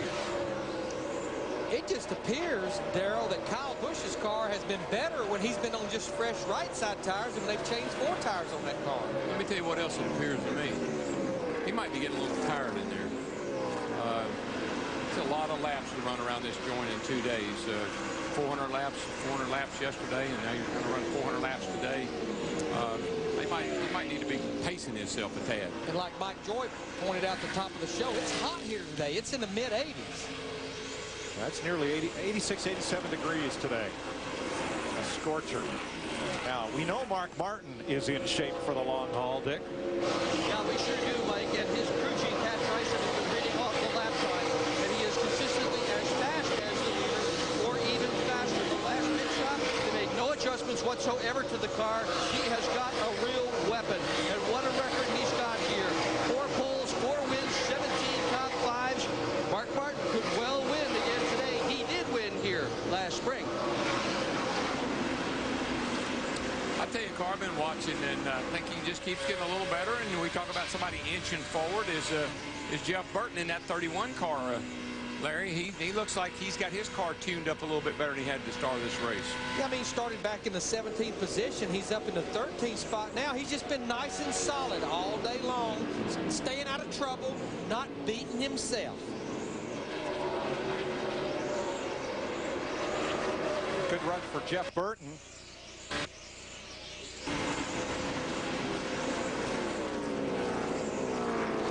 We're about to have a new leader. Greg Biffle has caught Elliott Sadler in traffic. Sadler had trouble with 2 lapped cars, and that has brought Biffle right to him. Oh, this track is getting just right for the Biffle. For the Biff, man. She's getting hot. She's getting slick. She's getting slimy. And he can just wheel her right on through. And he's moved up to the top of the racetrack, and he's able to go through the middle of the corner and pick the throttle up and just stay in the throttle off the corner. He'd run it on the apron if that's what it took. Steve, is everything okay with Sadler? Mike, before the last restart, Elliott Sadler said this car is awesome, fun to drive, and Todd Parrott, the crew chief, said we're having fun watching it. But not long after the restart, they made an air pressure adjustment, and Elliott Sadler said this car does not like this stagger.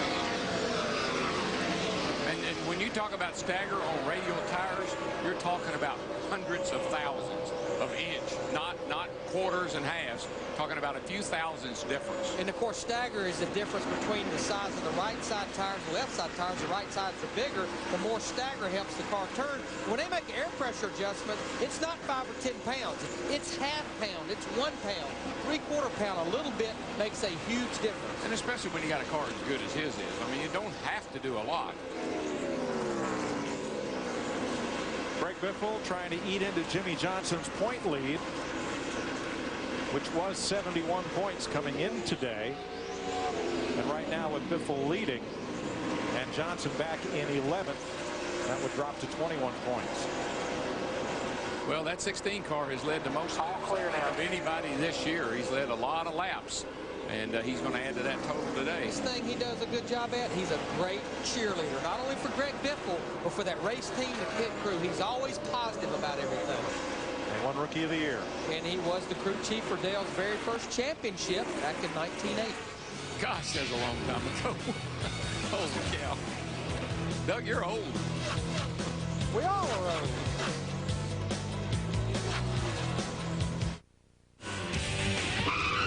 NASCAR Next Up Cup Racing on FX, presented by Craftsman, is brought to you by Budweiser, the official beer of NASCAR. Proud sponsors of Dale Earnhardt Jr. and the number 8 car. Jr. currently running 17th, right behind Dale Jarrett, in front of Jamie McMurray. Greg Biffle leading for the first time ever at a Cup race here in Dover. They were talking up in the booth about his the next 9 days. We'll celebrate his 44th birthday. Yeah, I used to work with Doug Richard. He and I were co-crew chiefs with DW, and Doug is one of those guys who just keeps digging harder and harder. He finds ways to communicate every day with his team, with his driver, and it's really paid off. I mean, I think Jack Roush is extremely happy bringing Doug on the truck ranks to begin with and then promoting him up. And by the way, Greg Biffle at age 35, the oldest driver to win this year. Matt Kenseth moving in front of Rusty and Ryan Newman. Yeah, he opens the door right there for Rusty's teammate, Ryan Newman. Go back upstairs. Kenseth just shot through there and took over 5th place. Now, these cars are about 6 seconds behind the lead. But this battle's been going on for about 20 or 30 laps, and now we see teammates Ryan Newman in the 12, Rusty Wallace in the 2. They're battling for the 6th spot. Probably if there's a race and a racetrack on a day like this particularly that you'd like to see a few cautions every now and then, this would be it. You'd like to take some of those cautions from last week and spread them out to this week. Because I'm going to tell you, this joint will get your tongue hanging out now. And this green flag run has gone now for about 45 laps, so we're a little more than halfway through this fuel run. Should we stay green? Try to get out there and hammer down at 25 seconds flat. Now, Scott Riggs and Tony Stewart have been battling back and forth for 14th position. Riggs made the pass, and then this. Oh, no. I don't know what's up with Tony today. He's having a tough day. Riggs had passed him on the high side and gave him plenty of room. I Not sure what provoked that. I should say he's making it tough on a lot of guys today.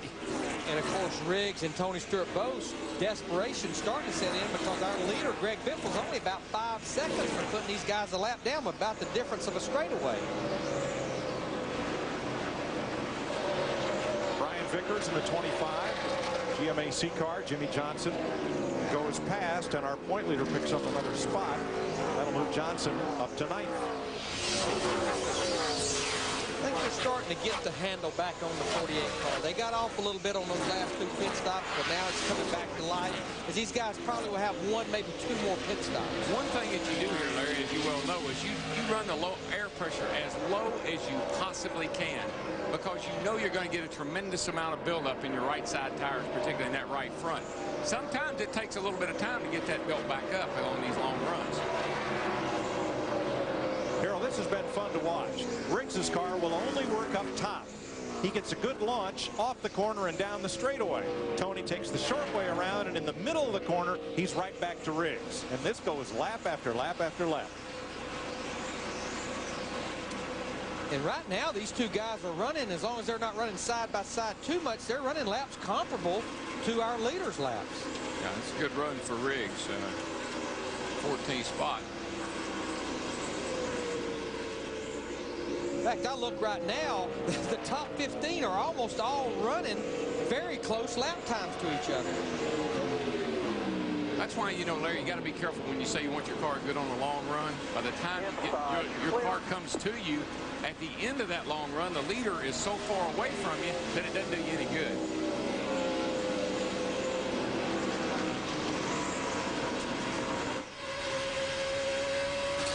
Riding with Jeff Burton in 13th place, trailing Michael Waltrip in the running order. Would you set a car up? Getting in and out of the pits, set up or survive the wrecks. What's the most important key to winning here at Dover?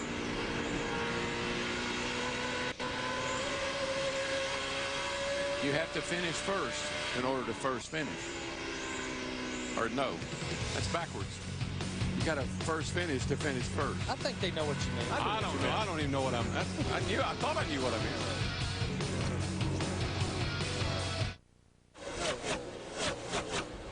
Greg Biffle going after his 4th victory this season, currently leading Elliott Sadler and Mark Martin.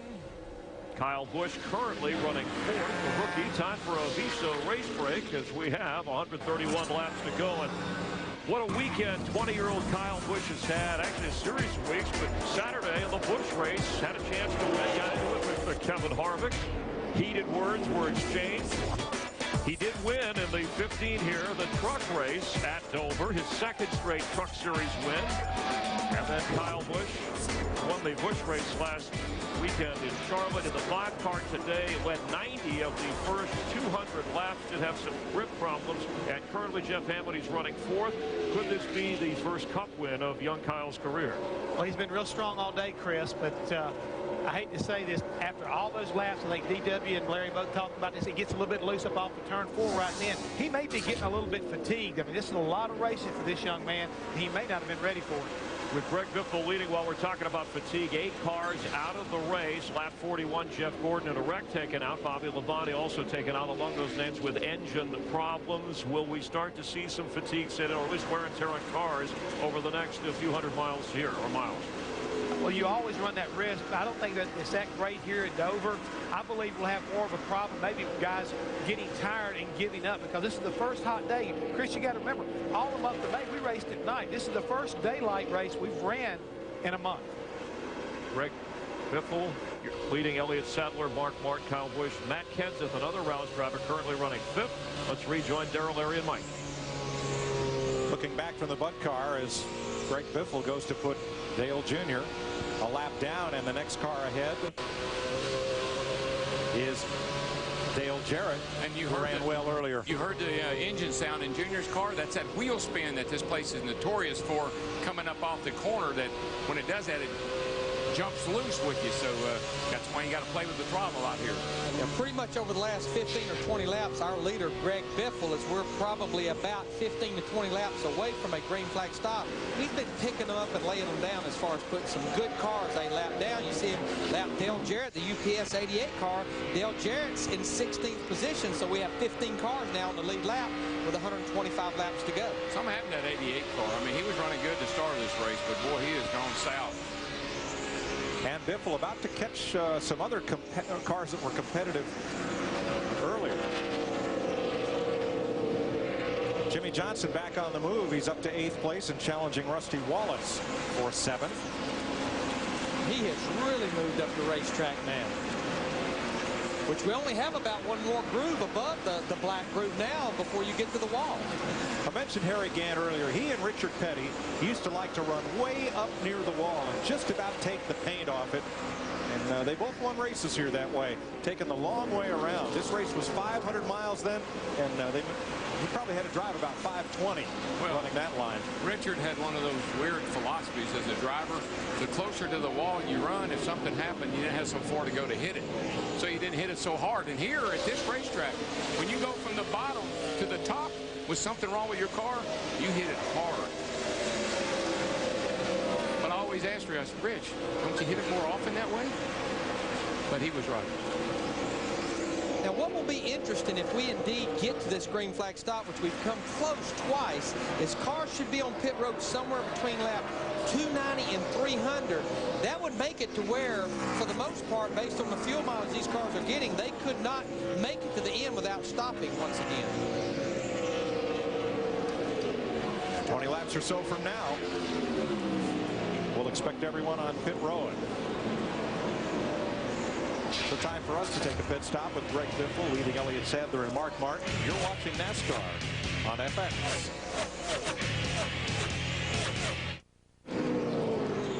Casey Kane has just slammed the front straightaway wall.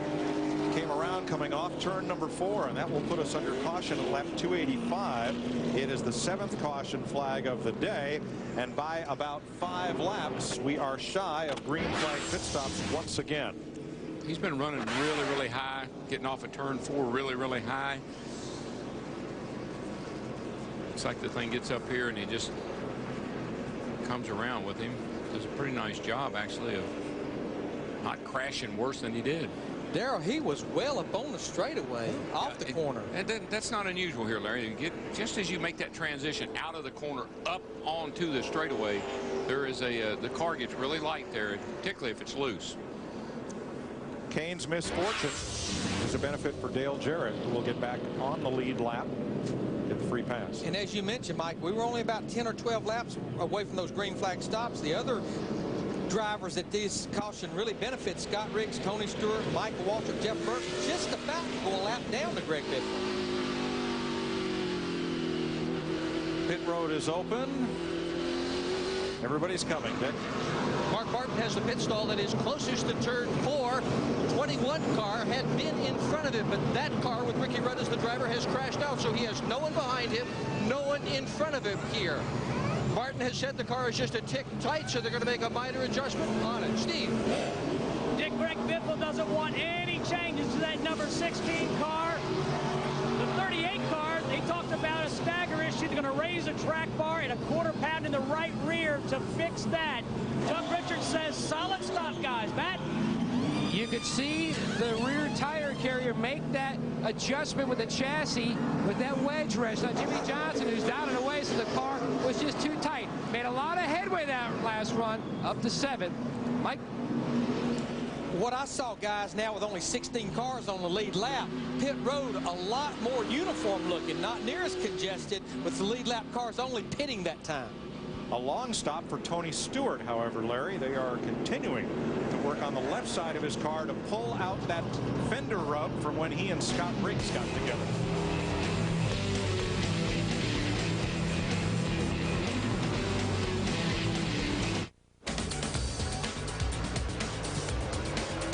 No change on pit road among our front 4. Craftsman pit summary shows Matt Kenseth dropped 2 spots on that stop. Ryan Newman moved up to 5th. Jimmy Johnson to 6th. We're back under green after Casey Kane's crash.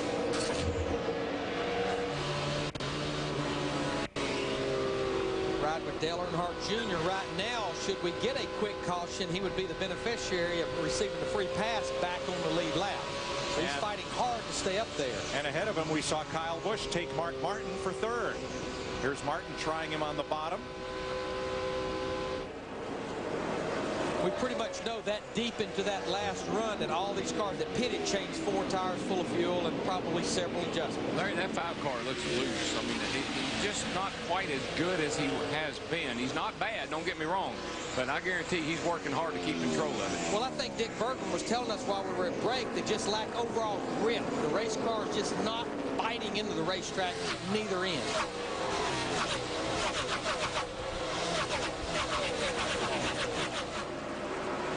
Ryan Newman in the 12 going after Mark Martin in the 6. That's a battle for 4th position. Mark won't battle him right now.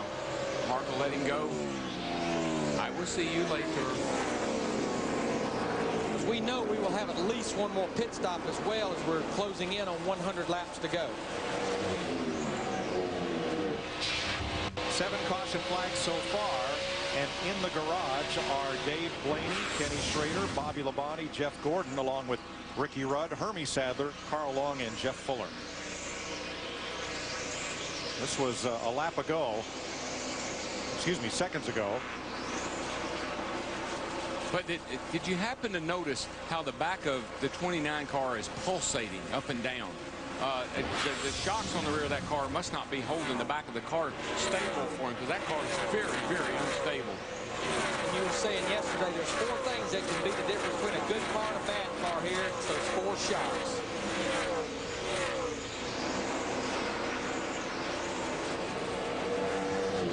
The Biff has said bye-bye to the field. Greg Biffle has opened up a 1.5-second lead on Elliott Sadler since we restarted. Yeah, when I said there are horses for courses, well, the thing about Biffle is he likes them all. Setup, #1 choice of our viewers. Good choice. As to the key to winning at Dover. Speaking of setup, how about the setup under the 16 car? He had pulled out to about a 5-second lead before that last caution. As you mentioned, Mike, here just less than 10 laps after the restart, already over a 1.5-second lead. But you know, those first 2 or 3 cars there, well, actually the first 5 or 6 have been the most consistent cars from the get-go. Biffle, Sadler, Busch, and Ryan Newman with Mark in pursuit has been about the best of the top 5 all day long. You see Biffle hang that car out, getting off turn 2. Even with that big a lead, he is still trying to drive it like he stole it. I don't know. Has he scraped that right rear against the wall yet, Larry? Not yet. Well, but we still have 103 to go. He will. Last year, Greg Biffle led a total of 10 races. This year, of the 13 races so far, Greg Biffle has led 10 races. And that's 50 bonus points right there, not to mention if any of those races he led the most laps. Aerial coverage from the Goodyear Tire and Rubber Company and its fleet of airships, reminding you travel with peace of mind on Goodyear's new Assurance tires. And there is the best camera to show you Greg Biffle's lead, because it's growing to almost a straightaway. And you know, when you talk about Biffle and you talk about him being 35 years old, you know who it reminds me of, because he's from out in that part of the world? Herschel McGriff. Herschel drove until he was 70 years old. Behind you. And Herschel was winning races and collecting Social Security at the same time. Exactly.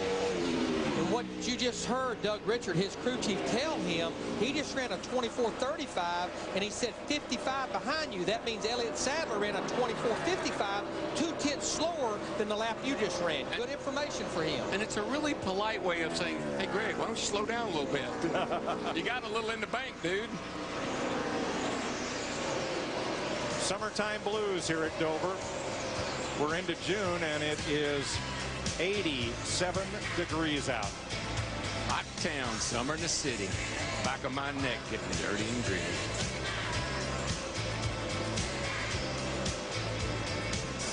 Now, these are the fellas that are outside in the sun. What about the fellas that are inside of those cookers? There you see it. The air temperature has not changed that much, but you can see, especially down in 1 and 2, where the sun is beating down over 110 degrees track temperature. Remember, the whole month of May, we spent racing at night. This is the first time we've been in the daylight, much less 80-something degree weather. And trust me, as a driver, it slips up on you. You weren't prepared for a day like this. You got to work into it a few hot days before you really get yourself in condition. Rusty Wallace up to 7th as he passes Matt Kenseth. Now, even though we practiced in very cool weather here, this weather was forecast today. Anybody who had a look at the paper of the Weather Channel would have known this was coming and set up accordingly. And that's something they had to do yesterday because, again, it was about 15 or 20 degrees cooler, but everyone, as they were going through changes during those 2 practice sessions, had to think, now it's supposed to be a lot warmer tomorrow, so they had to kind of build that many more adjustments into their race car as we see Kurt Busch in the 97 go by Matt Kenseth in the 17. So Matt Kenseth is starting to slip back just a little bit. Oh, Tony Stewart just took a wild ride up the hill off of turn 4 there. I'm not sure if he got help from his friend or not. Matt Stewart's back at 13. What's up? He didn't say what happened there, but he has been saying that the car has just been loose on entry and a little tight on exit, but that's pretty much what he's been battling most of the afternoon. Yeah, Matty, she just come off of turn 4 and she took off. You know, of the 13 races, including this one that we've been to, Darrell, I found this interesting this morning as I walked through the garage area. We've been to some high-speed racetrack, Lowe's, Atlanta, Texas. A lot of crew chiefs told me this has been the first racetrack where they have really felt the effect of that shorter rear spore more so than the other tracks. Larry, I've said it and said it and said it. When the guys are really going to start squealing as the temperature starts to rise, as they get into the summertime, that small spoiler, air thinner, you're not going to have the downforce, you're not going to have the grip, and these guys are really going to start complaining then. One fellow who's not complaining is Greg Biffle. He is 2.5 seconds in front of Kurt Busch in the MBNA NASCAR RacePoints 400. 87 laps to go in Dover. Greg Biffle, the same chassis he won with in Darlington, is leading here. Good time to check in and remind you to enter the weekly Gillette Young Guns Challenge. One lucky fan is correctly picked the top-placing Gillette Young Gun each week will win $5,000. As you see their running order, log on to GilletteYoungGuns.com for details and enter for a chance to win the Gillette Young Gun Challenge, brought to you by M3 Power, the world's best shave. Can't get a closer shave than that. His name is Tiny. I don't know if I'd say that to his face, Jeff Hammond. Well, that's old Big Tiny. He carries tires for that 77 Jasper group. Meanwhile, he's a good guy. He's okay. Meanwhile, Greg Biffle running okay. Certainly, you know, this, we talked about in the pre-race show. At this point last year, he had no wins, no top fives, was 21st in points. He came in here, battle for third going on. Greg came in here second in points already with 3 wins, 4 top fives, and it's moving close for a Roush victory here in Dover, something you haven't seen very often.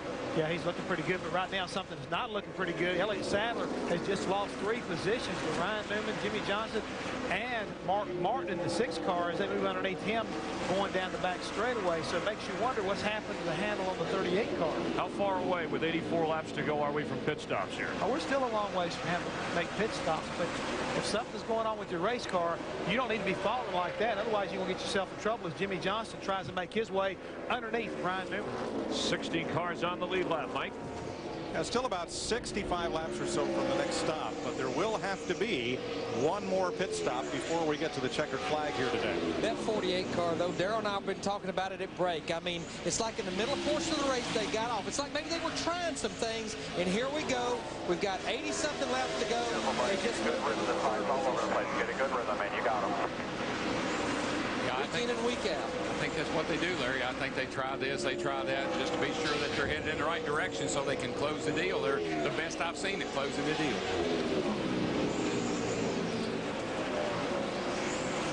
Ryan Newman running in 4th place now, just ahead of Mark Martin. Matt?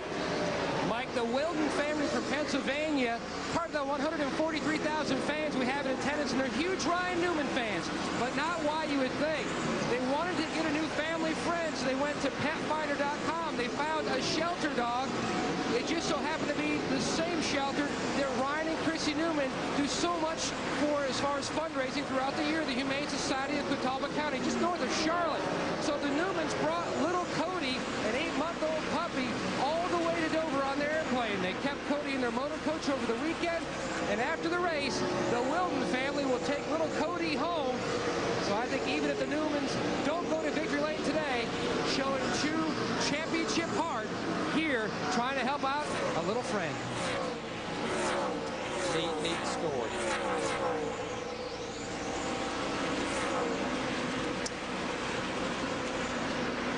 Teammates Michael Waltrip and Dale Earnhardt Jr. Big difference than last week, though. Michael's on the lead lap, and Dale Jr.'s a lap down. 400 is the magic number. That's how many points you can be behind the leader and still make the chase for the Nextel Cup after we go to Richmond in September. And this is the halfway point. At the checkered flag today, we're halfway through those first 26 races that will determine who goes into the chase for the Cup for those final 10 races. See, Michael Waltrip right now over 500 points. Like Darrell said in the pre-race, forget position. It's not about position. Unless you're in the top 10, it's about points behind the leader. We are getting a report that Elliott Sadler, Steve Burns was telling us Elliott Sadler, the 38 car, has started to get very, very loose on this run. Yeah, his lap times have dropped off to more than 0.6 of a second slower than our race leader, Greg Biffle.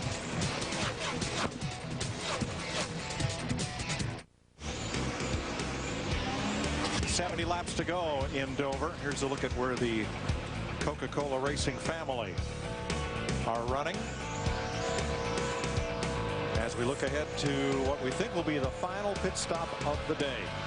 That should be coming in about 35 to 45 laps, Jeff Hammond, and I think with sitting here with 16 cars on the lead lap, there'll be about 20 or 30 laps to go, and as Darrell was pointing out to me, Jeff, they'll only need part of 1 can of fuel. May we see some of the guys, especially mid-pack, roll the dice with just 2 right-side tires. Larry, I've been looking at the same thing. I figured about 25 miles to go in this race. Somebody will be on pit road to get either tires or maybe even, would you roll the dice and say gas and go? Because I'm looking at about 6.5 gallons. It'll take about 3 to 3.5 seconds to dump that amount. You know, could you take the risk and dump that gas and get off the pit road quick enough? Well, I think the one thing about it is we watched Greg Biffle in the 16, our leader, by almost 3.5 seconds. It would not be a roll of the dice for him. Get you 4 tires because you have a little cushion that you have it with your lead. Okay, you're in 2 positions here. Don't beat yourself. Remember that. The other thing is, how do I beat those other guys if I have no other? What are my options? If I do the same thing everybody else does, I'm not going to win. So what can I do to get myself in a position to steal this baby? Well, if you're Matt Kenseth, Scott Riggs, Jeff Burton, you're back there 10th, 11th, and 12th, yeah, roll the dice. You may not win the race, but you may better yourself into a top 10 finish. Well, Greg Biffle just put 1 lap down. The man who was fastest in both practices yesterday, Jeremy Mayfield. Biffle's car looking like it's running on rails, but what are they talking about? When they're coming, I'll put the hammer down. 55, 90 behind you. Still got 90 to go. 90, hold on to that hammer for a little while here. Nice and easy. Hey guys, Greg Biffle followed that up and said when he does drop the hammer, it's going to be a sledgehammer. And Darrell, before the race, we were talking about drivers wanting smaller spoilers, softer tires. Doug Richard told me this morning that has played into their hands and been the single biggest improvement for this race team because some drivers get uncomfortable driving the cars when they dance around, but Greg Biffle loves it. Well, he proves that week in and week out, and again, it always plays into somebody's hands, whatever the rule change is. The other factor in that, Larry, that I was considering, all the testing is done in the fall and the winter for the rules for the next year. That's when the tracks have the most grip. That's when the air is the best for making downforce. So when you get into the summer months, it's not going to be quite as good as you thought it was going to be. You know, Mike, you just made the point that he just put Jeremy Mayfield down in the 16th position of Dodge. Really and truly here today, we've only had 2 Dodges that have performed well, and that's been the Penske Dodges of Ryan Newman and Rusty Wallace. The Ganassi Dodges, the Evernham Dodges, they pretty much have struggled since the drop of the green flag. Seemed like they were good in practice, but they don't seem to be able to run good in the race. True. Newman and Wallace still in the top 6. Look at Kyle Busch and look at who's coming. Point leader Jimmy Johnson. Quietly coming. That'll be for 2nd place. Dick? Well, Kyle Busch early on in this race by trying a 2-tire pit stop, it worked very well. He didn't really lose any positions, continued to run up front. So at about the halfway point of the race, he was talking with crew chief Alan Gustafson about a late race pit strategy. And Busch said this car loves 2 tires. However, he also pointed out that it only likes the 2 tires when the left sides are reasonably fresh. But they've been thinking about this two-tire strategy on the last stop, half of this race. And of course, Dick, those left sides will have about 80 or 85 laps on them. And the handling characteristics of your car, Darrell, you normally know if your car's a little loose, two right side tires only may make that car better. If your car is pushing, just the two right side tires may make it push, shove the nose more.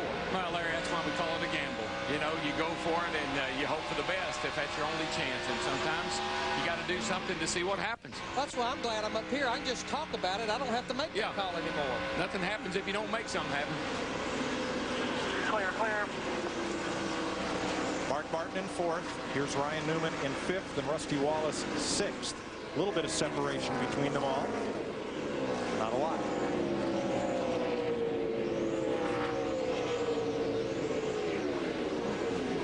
As you said, Larry, these are the two Dodges that have run well today. And Rusty's been solid since the drop of the green flag. In fact, I've been watching the score monitor here. Not this particular lap, but the lap 2 laps before this. He ran quicker than our leaders have been running. And Darrell, Elliott Sadler has led the most laps today, 128. But now as we get into the countdown laps, Sadler's backing up. He's in 7th. Yeah, you're supposed to save your best for the last. And looks like they may, unless they got a bag of tricks in there, they better do something. Solid run for Brian Vickers, 8th place. Has been solid all day long. This team, a lot like Kyle Busch, we talked about it earlier, they just keep getting better and better. But just to go back to that pit stop, even though these stops are scheduled about 30 laps from now, what will happen, you'll see a monkey see, monkey do. Once cars start peeling off the pit road, then you'll see the other cars not far behind, not wanting to give up those time. Those other cars will be on fresh tires. I'd be real interested to see as we watch Kurt Busch, who rounds out the top 10. If Kyle Busch pits first and takes just 2, then what does everybody else do? Well, the other downside to pitting first is what if there's a caution? No matter what you do then. So I'd want to stay out there as long as I could and be the biggest monkey I could so I could see the most. Scott Riggs, another good run. 11th place right now for Scott. And Jeff Burton has been on the lead lap all day, has flirted with the top 10. His singular Chevy is the 12th place car. Pretty much the class of the children's cars today, although Dave Blaney had a good run going when he was involved in that crash on the backstretch. Jeff Hammond. Mike, early this morning, I passed Jeff Burton going to the garage area. He told me, my car is junk right now, Jeff. We've got to make some adjustments and see if we can get this number 31 Chevrolet on track for today. Because he said, you know how this place can be, Jeff. If we don't get this thing working better, it's going to be a long, miserable day out there. And right now, they've got it working pretty good. Here's Tony Stewart, who is 14th. The last car on the lead lap is Michael Waltrip in 15th position. Estimated stop at lap 380 with 20 to go. And we're closing in on that final pit stop.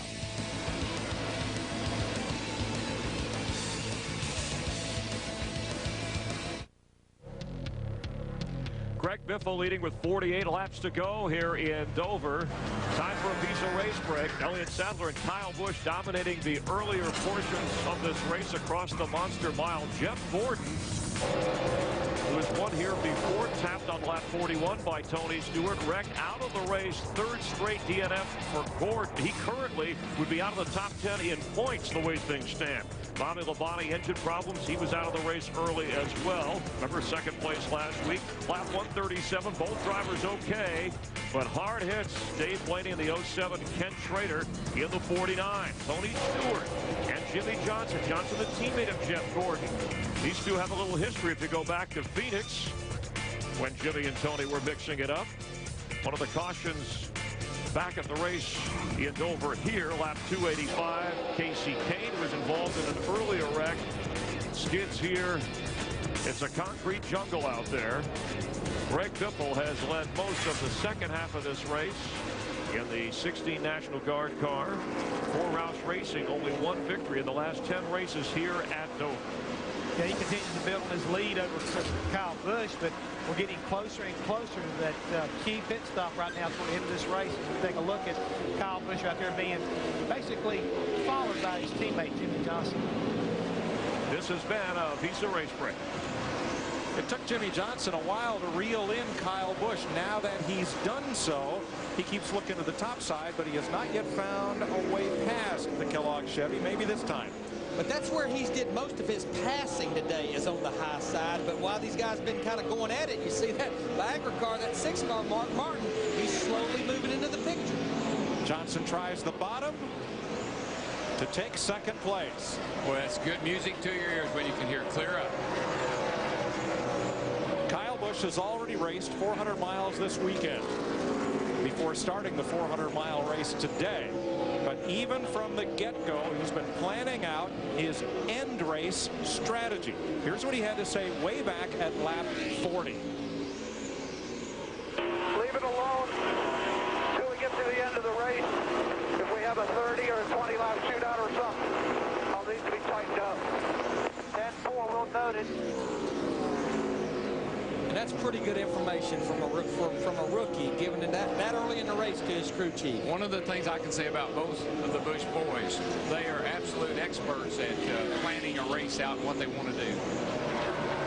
Well, he has now surrendered third place to Mark Martin. Dick? Fortunately, Mike, those early plans of Kyle Busch have not materialized because that car is pushing. It's tight.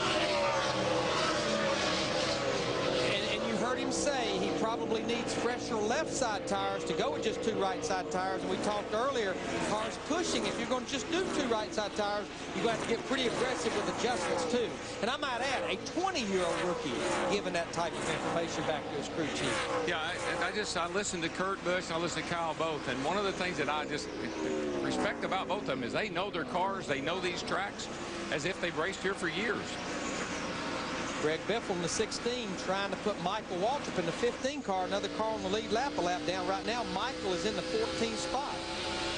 It took Greg Biffle 241 laps into this race before he took the lead, but he has led ever since. Well, it's going to come down to what we saw a few weeks ago. It's going to be a pit stop, the 16 and the 48. Who's going to win the battle on pit road, looks to me like, Larry. But with Greg Biffle with over a 5-second lead, to me, it's a no-brainer for Doug Richer. Remember, they lost the race at Bristol because of tire strategy. I think it's a no-brainer. Those guys get 4 tires. Steve? Hey, Mike, Greg Biffle's race car is sponsored by the National Guard, and Greg Biffle has a picture of a young man named Ryan Doltz, a National Guard soldier who was killed in Iraq exactly 1 year ago today, taped to the roll bar of his race car. Now, Larry, and you're making an assumption, and rightfully so, that he will have a 5-second lead when he gets to the pits. Well, that's true. If he keeps that right now, fight lap traffic, it makes it a little tougher. He's losing a lot of time to the 48 car. Finally gets by Michael Waltrip, so now we have 13 cars on the lead lap. Of course, Michael would love to see a quick caution where he could get that free pass. Jimmy Johnson, second place, and he's the fastest car on the track, certainly with Biffle being held up the way he was.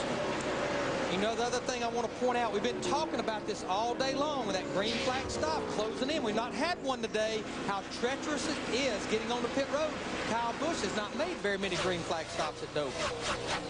Pit stops are due here in about 20 laps as Greg Biffle holds a 4.9-second lead.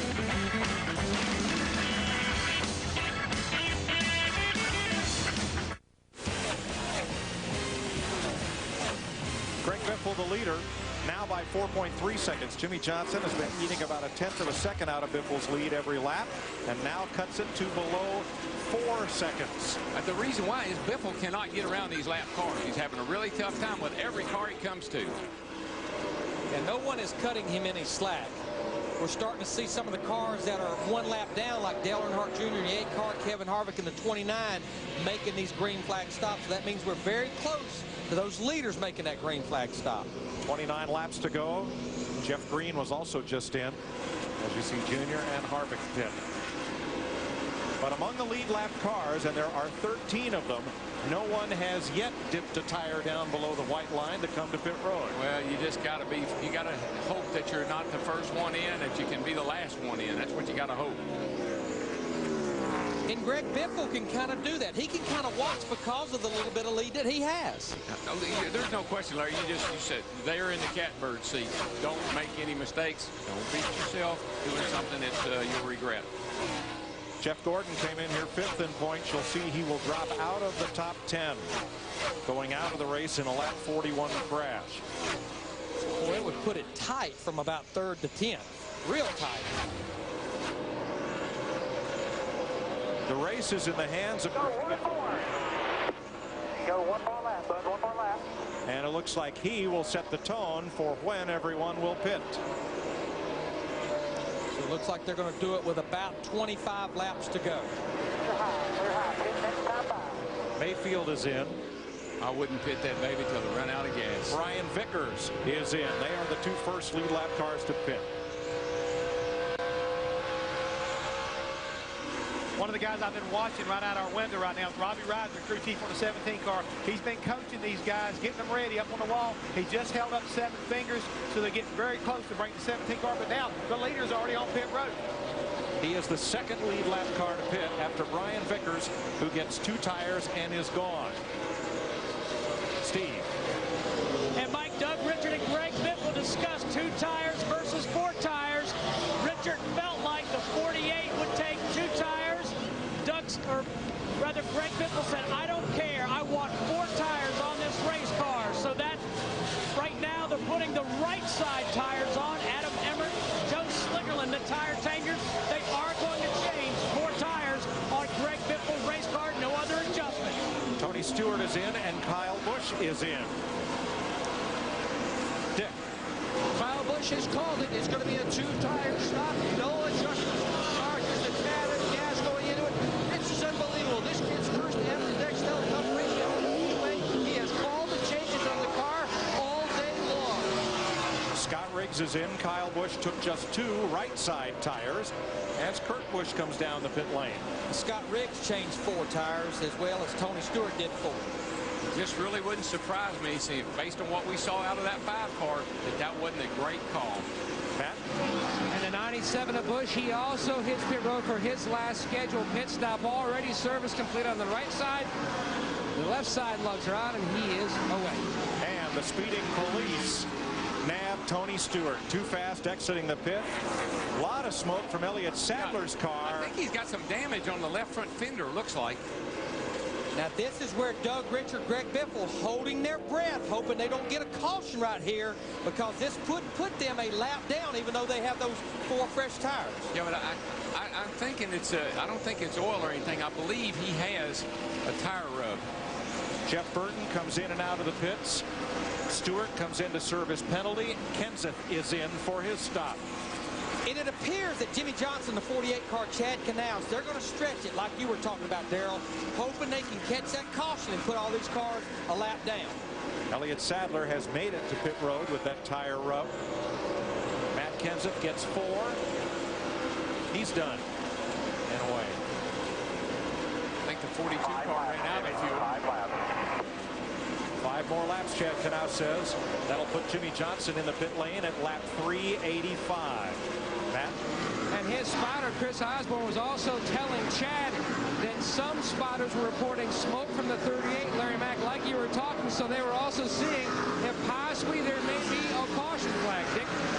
Mark Martin on pit road right now. This is also going to be a 2-tire stop. He has the second caution. Boy, they are winding 2 rounds in the right rear corner of that car. Steve. Rusty Wallace at the attention of his crew, led by crew chief Larry Carter. They'll put right side tires on. Rusty's number 2 car. It looks like 2 only. 2 tires for Rusty Wallace. Jamie McMurray's got a big assist from Casey Mears' crew, pushing him down pit road to get him restarted after apparently running out of fuel. Here's Ryan Newman in the pit lane. So what that will say is pretty much the only cars that have not pitted now is Jimmy Johnson and Kurt Busch in the 97 car, if I figured right. It looks like Kurt Busch has been to pit road. Dick? Oh, Ryan Newman just make a quick pit stop. Looked like fuel only on that car, Mike. Gas and go for Newman, so we've seen no tires 2 and 4. And that's exactly what you got to do. Take your best shot here, boys. What do I have to do to win this sucker? Here comes Jimmy Johnson. What will he do, Larry? We've seen everything so far. I think if they're going to try to win this race, I think he's going to go with just 2 tires. Get tight to the wall. Tight to the wall. Tight to the wall. That tells me right there he wants those tire changers to travel the shortest distance. It will be just 2 tires on this 48 Lowe's car. If it's any tires at all. I was going to say, maybe no tires. We've already seen that once, and that puts pressure on you to make another decision. And remember, they have a substitute front tire changer from the 24 car. Looks like 2 right side tires. Matt Young. Larry Mack, the right sides are going on. Corey Quick hits the lugs. Timmy Latigan says they're done on the rear, and he is away 7.9 seconds. That is fast, Larry. That is a fast 2-tire stop. Biffle goes by. Remember, Biffle had a 4-second lead when he dropped off the track to pit. He gave up a 4-second lead. We'll see what the difference is as Biffle comes around. 15 laps to go. And Biffle's stop was twice the length of Jimmy Johnson's stop, but you see right there what the difference is going to be right now is he has over a second lead. He's the only car in the top 6 that took 4 tires on that stop. And he's beating Kurt Busch right now, or Kyle Busch, by almost a half-second. Look at this knot in the backstretch. Ryan Newman just had trouble with Mark Martin, Rusty Wallace, and Brian Vickers. They all ran up on Newman, who had trouble getting off turn 2, and that was almost a very big wad right there. And all of those cars have just 2 right side tires, with the exception of Newman. He has fuel only. You can see how much they close up on each other. I'd say that you want to talk about a set and duck. That 12 is a set and duck with these guys all behind him. They'll push him up out of the way. With no tires, right. All older tires. So after pit stops, Greg Biffle's lead is 1.5 seconds, almost 2 seconds now on Kyle Busch, 2.5 seconds on Jimmy Johnson, and then this group. An interesting thing about Mark Martin in the 6, we talked about what 2 right side tires will do to you. It'll make the car push. If you heard the report, they took 2 rounds of bite out to free that car up with just those 2 right side tires. But you were right all along. I mean, the Biffle had the advantage. Coming in with a lead, he could take 4, get back out. He's long gone, no matter what happens. Wallace moves past Newman. That is for 5th place. If there's a late caution, green, white, checker, whatever, Biffle's in the best shape. Brian Vickers now trying to make the move on Newman, who got no tires, just fuel. And if Vickers makes the pass, 6th place. That Newman, though, he's not going to give up. He is like a bull. He's fighting that thing right now. Well, there again, look at those Roush cars. 1st, 4th, 8th, 9th.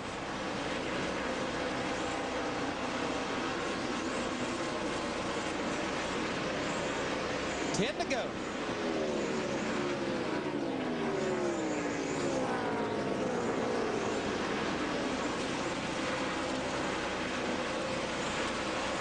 You know, as I look at Ryan Newman, the move that Matt Bourne and his crew chief made, I think he had surmised the whole situation. I think big picture racing right there. They came in here 4th in the points. 3 races ago, they were 15th. They come out of here with a good top 7 or 8 finish. They're going to stay right up there in the points battle. Looks like those 2 tires did not do what Kyle Busch wanted. Jimmy Johnson's caught him.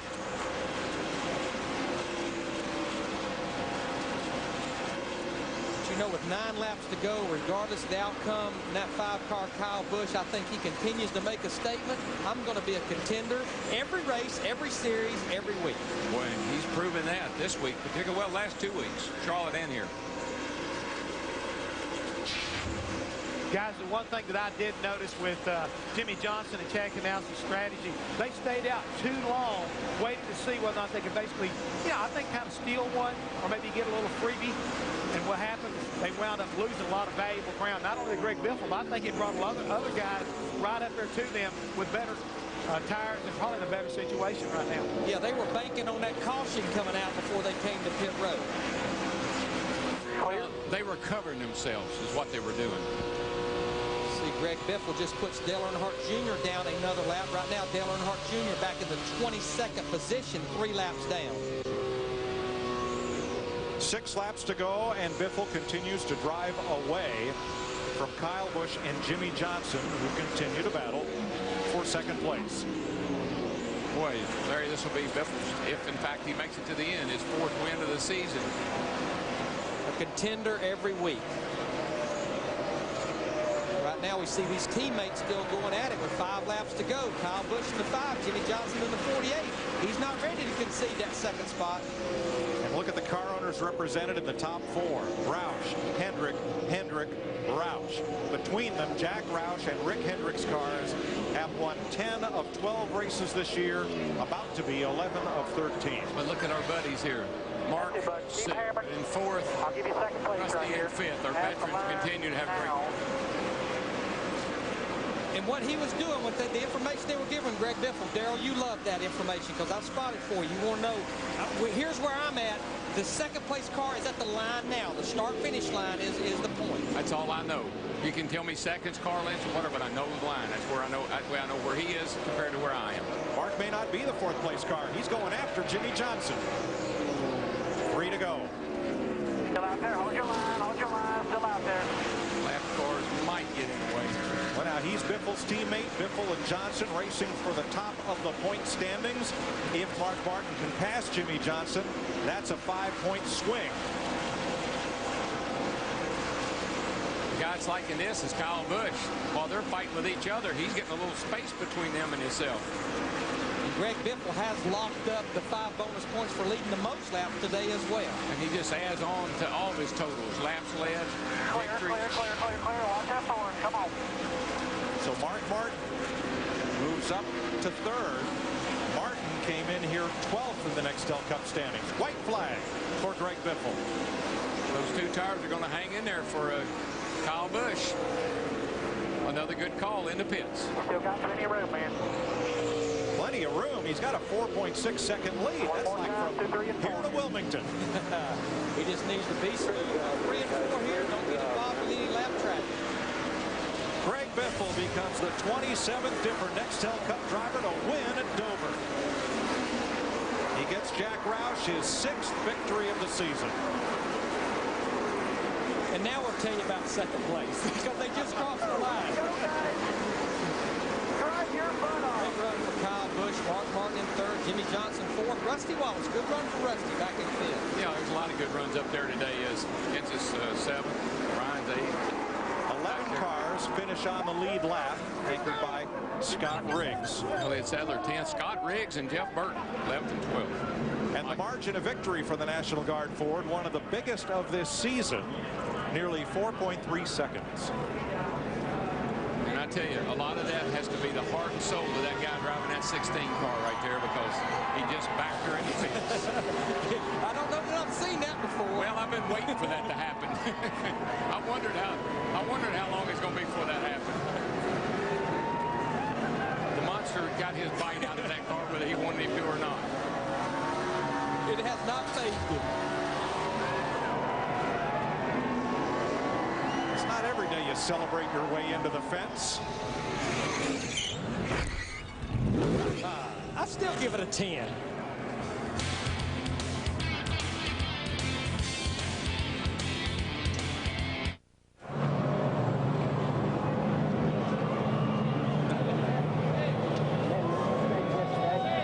You look like an old man out there. Thanks, sir. Congratulations. Appreciate it. Good job to you, too. It's fun racing with you. It's amazing how you can look like you've been doing it for 15 years. Thank you. You and your brother both. Thank you, sir. Second and third place finishers behind winner Greg Biffle. Of course, Kyle Busch, the 20-year-old rookie, putting on quite a run here. Mark Martin, the veteran who's had success on his way out. Encouraging words for Kyle Busch, who he says he expects to win and race a lot in the future. Let's check in with Steve Burns, who's down there in victory lane with the winner. Steve? All right, thank you, Chris Myers. Greg Biffle climbs out of his race car and celebrates win number 4 of the 2005 season. Greg, now early in this race, I heard you say that your car was really loose, but you guys got it fixed up.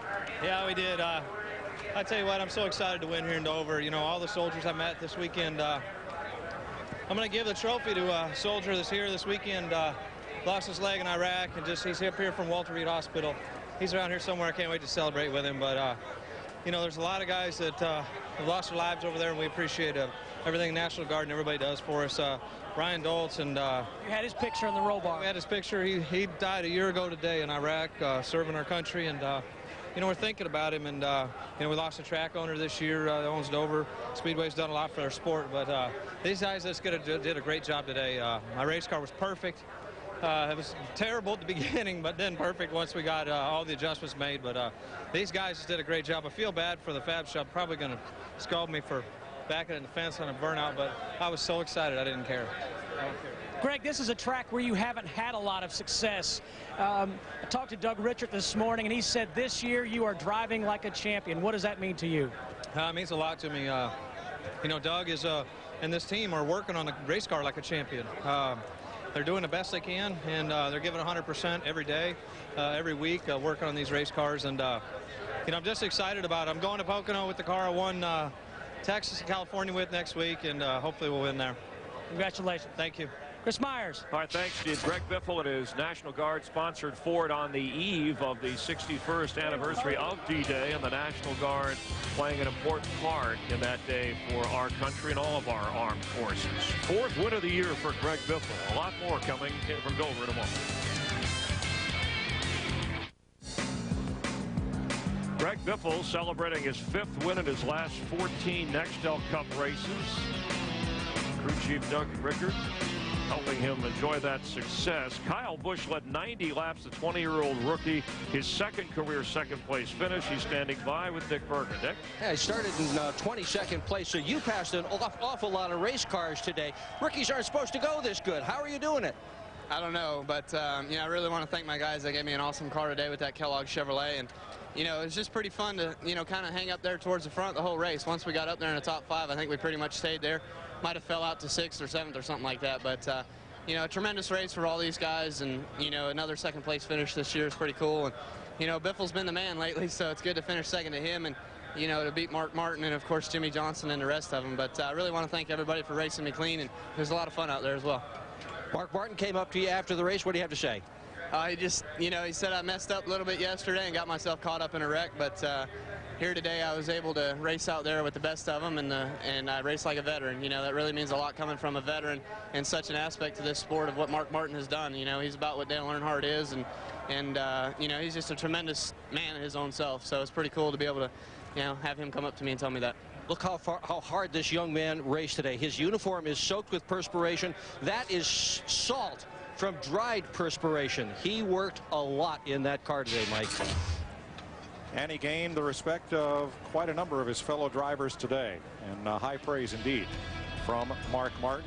Greg Biffle closes now from 71 to within 46 points of Jimmy Johnson. He's coming. Oh yeah, he's hanging right there, and looks like that's going to be the battle. Of course, one name that's missing right there from the points is Jeff Gordon, who fell back to 11th after the crash early today. Boy, 11 cars on the lead lap. That's unusual. Other cars on back, lap down. Long green runs. Scott Riggs, last car on the lead lap. Good job for him.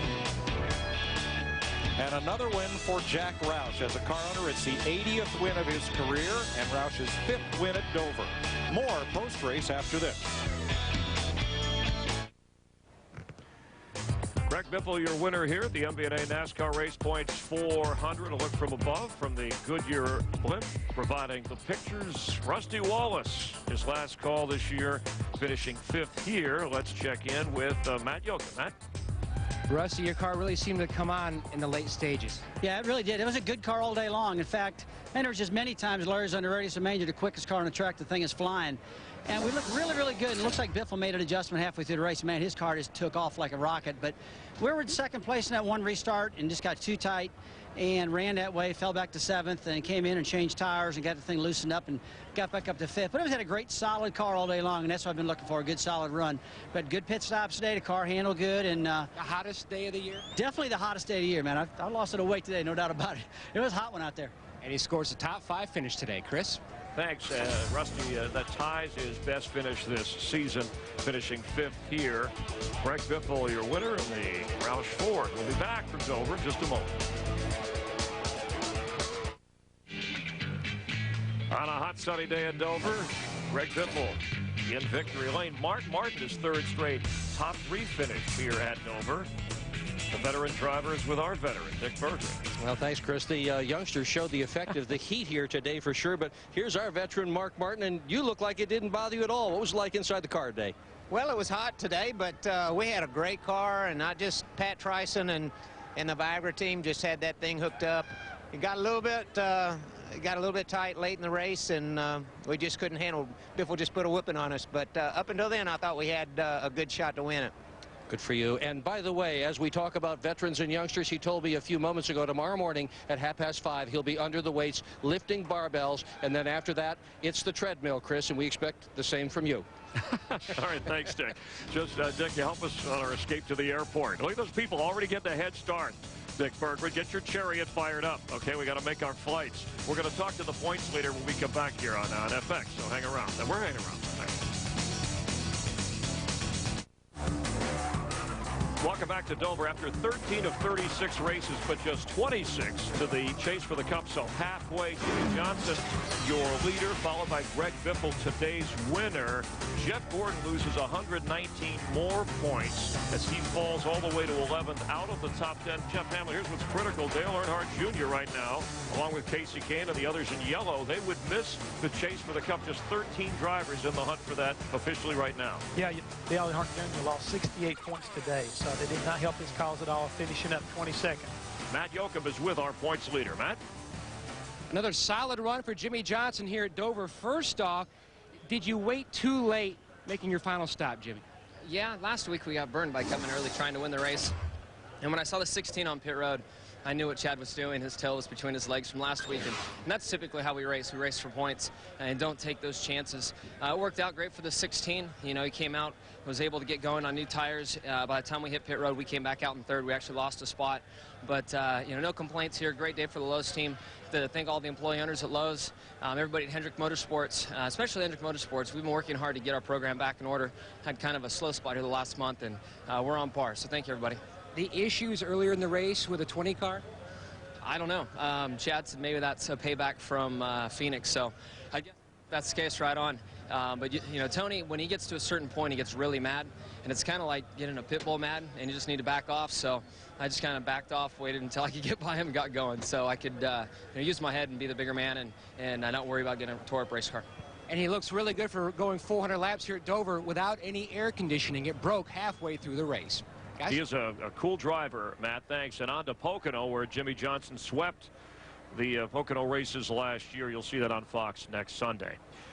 We at Fox express our deepest sympathy to the Cale family. Marion Cale, father of Marvin Cale, one of our fine technical producers, passing away on Friday. Our thoughts and prayers go out to the Cale family.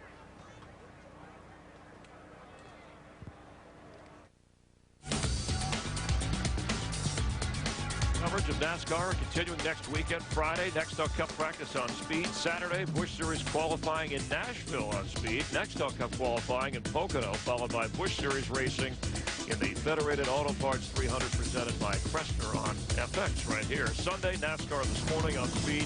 Nextel Cup racing presented by Subway on Fox from Pocono. The NASCAR Victory Lane wraps everything up. Good to have you along on the NASCAR family of networks. With Jeff Hammond, our own monster, outside in the Hollywood Hotel and inside. That's how some of the guys felt by the time this day ended, Jeff. Now, what are they thinking as we head to Pocono after 13 races? Well, after 13 races, we're getting ready to go to Pocono. And this year, a new little twist up there. No overdrive, a new gear rule. So for a lot of these teams, like Dale Earnhardt Jr. and Jeff Gordon, another challenge they're going to have to meet. For a guy like Greg Biffle, he's been adapting all year long, so they should be just fine. But it's going to be an exciting race because this is totally different for a lot of these teams. Dale Earnhardt Jr. has not had success at Pocono. He needs to get back in the race. Coming up next on FX, Cops. Don't forget Animation Domination over on Fox this evening with Family Guy. That's, I think, Dick Berggren. You know, I was kidding when I mentioned the Chariot. He's ready to chopper us out of here. We got to move the Hollywood Hotel on to Pocono. Impressive performance from Greg Biffle, and what a turnaround. A real threat, obviously, to win the points championship, even though we're only halfway there to the chase. Well, you always want to finish and keep getting stronger and stronger. That's what this team keeps doing. And let's point out another thing. 49 out of the 70 races won here have been won by the guy who led the most laps. So now it's 50 of 71. So leading the most laps is very important. For Jeff Hammond, our crew here in the Hollywood Hotel, the guys upstairs and across, I'm Chris Myers. Thanks for being with us. Thanks for watching NASCAR on FX. We will see you next Sunday from Pocono. Enjoy your weekend, your D-Day.